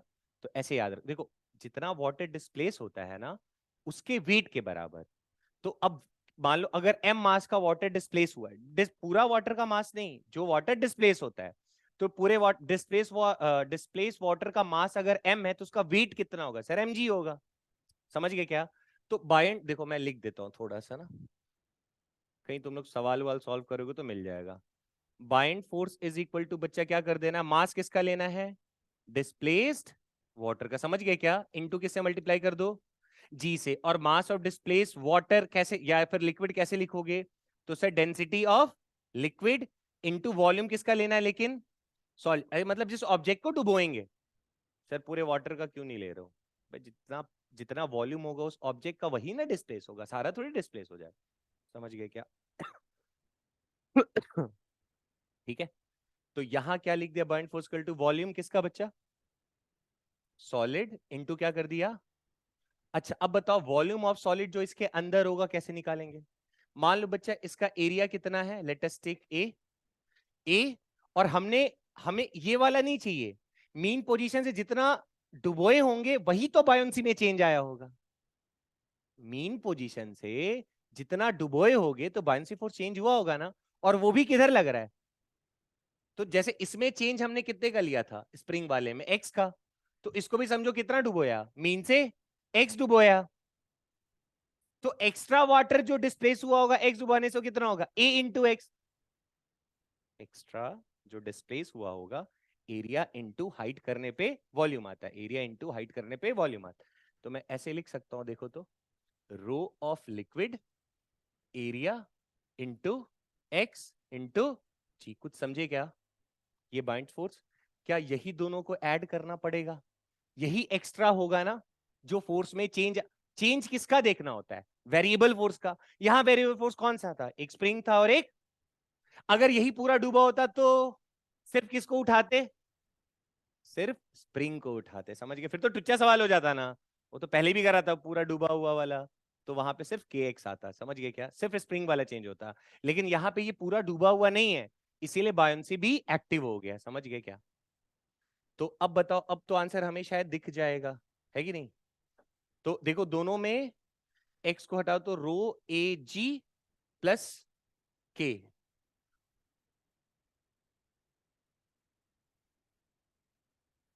रो रो ए जी प्लस, बहुत टफ हो गया, समझ आ रहा है क्या। तो अगर आपको ये पकड़ में आ गया ना सर, एसएचएम में अब जैसे ऐसे सवाल है, तो अब कुछ बच्चे क्या करते हैं, कहते हैं सर पहले एक्स था, फिर नीचे एक्स डैश जाएगा, फिर नीचे एम जी लग रहा होगा, फिर टफ नहीं हो जाएगा यार। तो हमने क्या सीखा, वेरिएबल फोर्स में जो चेंज आ रहा है केवल वो देखो ना यार, मीन पोजीशन पे मान के सीधा खट से मारो एक्स, तो यहाँ बायोन्सी भी गया, तो दोनों को ऐड करके निकाल दिया। ठीक है। हम्म, ये सवाल देखो बहुत प्यारा है। अ सॉलिड, थोड़ा थोड़ा देखना है ना, इंटरेस्टिंग है वैसे, बन जाएगा वैसे, देखो a solid sphere of radius R, देखो एसएचएम से एक सवाल एकदम आना ही आना है, तो हमने कर लिया, तो एक सवाल 25 में से बन गया ना यार। और साथ ही साथ एसएचएम हमारा रोटेशन का रिवीजन करवा दे रहा है। अब बोलेगे सर ऐसे तो हर चैप्टर में तो मिक्स ही आ रहा है, तो अब तुम बस पीछे जा जाके थोड़ा देख लिया करो, जब जब दिक्कतें आए तो पुराना चैप्टर बस। A solid sphere of radius r is floating in a liquid of density, buoyancy force हमें याद हो चुका है ना अब, क्या कैसे रखना है, m इंटू जी, और m किसका लेना है, डिस्प्लेस लिक्विड का, तो सॉरी मास किसका लेना है, डिस्प्लेस लिक्विड का मास, m मास डिस्प्लेस। अब मास कैसे निकालना है, डेंसिटी इंटू वॉल्यूम से, डेंसिटी किसका लेना है, लिक्विड का, और वॉल्यूम किसका लेना है, सॉलिड का जिसको डुबो रहे हैं, ठीक है क्या। तो जैसे अ सॉलिड, तुम लोग बहुत इरिटेट कर रहे हो लास्ट में यार, बाकी लोग को पढ़ लेना, मैं देखो अब फ्री हो तुम लोग एकदम, ना मन करे हमसे कहो भी नहीं, दरवाजा खोलो और घर चले जाओ, मतलब ठीक है, जिसको पढ़ना है वो पढ़ लेगा यार, ठीक है। मुझे भी घर जाना अच्छा ही लगता होगा ना, बेवकूफ थोड़ी यार जबरदस्ती के सवाल कराए जा रहे हैं। एक ही बात घिस गया है, वो समझ रहे हो ना, एक रिदम, बार बार वो वही बोलते बोलते बोर हो जाता है आदमी, वही शक्लों को रोज एक ही dialogue. A solid sphere of radius r is floating in a liquid of density rho with half of its volume submerged, ठीक है। If the sphere is slightly pushed and released, कई बार हमने ऐसा देखा है, एक बॉल हो, मान लो वो बच्चों वाला आता था 10 रुपए का लाल रंग का, पूरा हवा हवा, हम लोग उसमें कांड कर देते थे, फिर पिचक जाता था, बच्चों की चीज को बड़े खेलना शुरू कर देते, सबने खेला ही होगा जिसके घर में छोटे होंगे, पहले बड़ा चलता था, और साइकिल पे लेके लाल रंग का, लाल रंग वाला बॉल याद आ रहा है ना, तो उसको, या स्विमिंग पूल में भी वो रहता है ना यार, बॉल वॉल भी रहता है, तो उसको जब अपन ऐसे करके जब डुबोते हैं तो वो अंदर ही रह जाता है। अच्छा आता है क्या, तो रीस्टोरिंग आए कि नहीं आया, मतलब वो भी एसएचएम करेगा, मतलब जहां पे भी रीस्टोरिंग रहेगा वहां एसएचएम रहेगा, है ना। तो थोड़ा सीखते हैं कि क्या चल रहा है। तो ऐसा है कि मान लो बच्चा हाफ, आधा सबमर्ज्ड है ऐसे, ठीक है, आधा सबमर्ज्ड है, और इसका solid sphere of radius R in a liquid density rho, ये पानी, अच्छा मुझे इसको पीला करना चाहिए था, पानी को बुल्लू करना था, है ना, पर ठीक है, अब जो है सो है। अच्छा, if the sphere is slightly बोला है बेटा, बहुत छोटा, इसे नहीं पूरा डुबो दिए, अरे थोड़ा सा किया, थोड़ा सा, slightly post and release is it start performing simple harmonic motion, find the frequency of these. अब बताओ क्या तुम्हें लगता है तुम कर सकते हो इसको, टाइम पीरियड मतलब वही 2 pi under root of M by K. अब फिर से वही घिसा पीटा, क्या यहाँ स्प्रिंग है, नहीं है ना, तो यहाँ पे कौन है जो इसको वापस लेके जाएगा ऊपर, मीन बाइंस वो, तो मुझे सिर्फ क्या चेक करना होगा, क्या जब ये ब्लॉक, जब बॉल आधा पानी में है तो क्या इसके ऊपर बाउंसी नहीं लग रहा होगा, पर मुझे उससे लेना देना है क्या, यहाँ पे वेरिएबल फोर्स कौन है, बायंसी है ना, तो मुझे सिर्फ क्या देखना पड़ेगा, सर थोड़ा सा डुबोगे तो बायंसी फोर्स में कितना चेंज आएगा, नहीं समझे, और वही चेंज में एक्स के बगल वाला क्या कहला जाएगा, समझ गए क्या। तो कैसे लिखते बताओ, अब तो मेरे ख्याल से मेरे बच्चों को याद हो गया होगा बायंसी फोर्स कैसे लिखना है, बोलो बोलो, रो किसका दिया हुआ है, रो लिख दूं, इनटू बोलो, वी किसका, सॉल मतलब सॉलिड, मेरे कहने का मतलब ऑब्जेक्ट की बात कर रहे हैं ना। अच्छा, अच्छा स्फीयर के बारे में कुछ बता, डेंसिटी, ठीक है।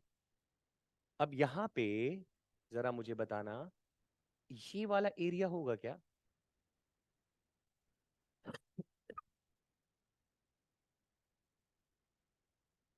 यही करते हैं ना, वॉल्यूम के लिए क्या करते हैं, एरिया इनटू हाइट, हाइट, तो अपन ने थोड़ा सा नीचे खिसकाया है ना, कुछ समझ पा रहे हो क्या, थोड़ा सा किया है, तो थोड़ा से के लिए तो मस्त ए इंटू एक्स लिखा जा सकता है, स्लाइटली बोला है ना इसने, दिमाग चलेगा। तो यहां पे बच्चों क्या आएगा बताओ, वॉल्यूम क्या लिख दूं, pi R square into X into G, कुछ समझे क्या, कैसे लिखा मैंने, डेंसिटी ऑफ लिक्विड, और ये क्या हो गया बच्चा, वॉल्यूम कौन सा वाला है ये, अब आप बोलोगे सर ये तो इतना घुसा हुआ था, पर आप सिर्फ एक्स वाला ही क्यों ले रहे हो? क्योंकि मैं चालाकी कर रहा हूं, मुझे पता तो मीन पे बैठा हुआ था, और मुझे क्या चाहिए? चेंज चाहिए ना। बायंसी में चेंज हो कब का? मीन पोजीशन से जब नीचे लेके जाए, तो मीन पोजीशन से थोड़ा ही लेके गए ना यार। तो मैं शायद वो थोड़ा ध्यान समझ गया हो ना कि सर आप तो बोलोगे सर ये तो इतना घुसा हुआ था, तो ये पूरा लोगे ना। अरे ठीक है भाई, पहले से तो बॉयंसी लग ही रहा है, उसको एमजी बैलेंस कर ही रहा होगा, लेकिन हम मीन से अब जो खिसकाएंगे वो रिस्पॉन्सिबल होगा किसके लिए? एसएचएम कराने के लिए। तो जो हमें एक्स्ट्रा फोर्स लगाए वही एक्स्ट्रा बायंसी चेंज हुआ, तो चेंज इन बायंसी को कंसीडर करना है। तो आप बाकी लोगों से 2 कदम जल्दी सवाल सॉल्व करोगे। अब नॉर्मल लोग तो पूरा लिखेंगे ना, पहले एमजी फिर ये फिर एक्स डिस्प्लेस करके चीजों को लिखेंगे। तो बच्चों बोलो क्या हो गया? बोलो बोलो बोलो, क्या लिखूं अब? यहाँ एफ है, यहाँ एक्स है, तो के क्या हो गया? रो पाई आर स्क्वायर इंटू, कुछ आया क्या समझ में? तो टाइम पीरियड क्या हो जाएगा? टाइम पीरियड पूछा है, फ्रीक्वेंसी पूछा है, चलो टी ही निकाल लो, अपॉन कर देंगे। तो 2 पाई अंडर रूट ऑफ किसका? हाँ ये भी मजेदार है। अरे जो एम अंदर है, तो एम बाई के की जगह क्या लिख दूं? रो पाई आर स्क्वायर इंटू, पर आंसर मैच नहीं कर रहा। पाई कहाँ कट रहा है भाई? आंसर मैच नहीं कर रहा है, तो हम थोड़ा सा अकल लगा लेंगे। देखो आंसर हमारा किसके टर्म में आ रहा है, और यहाँ एम दिख रहा है क्या? यानी एम को हटाना पड़ेगा। क्या आप हटा सकते हो एम को? थोड़ा, जब मीन पोजीशन पे होगा, जब मीन पोजीशन पे होगा, तो ब्लॉक का कोई मान लो जो पार्ट पानी के अंदर है उसके मास को मान लो अगर मैं स्मॉल एम बोलता, तो स्मॉल एम इंटू जो जी होता, वो किसके बराबर होता? पाइंसी फोर्स जो लग रहा होगा, कुछ समझ पा रहे हो क्या? Rho into volume.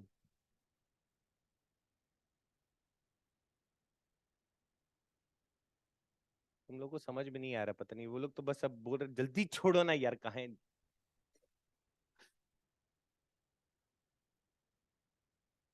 ठीक है क्या? इंटू,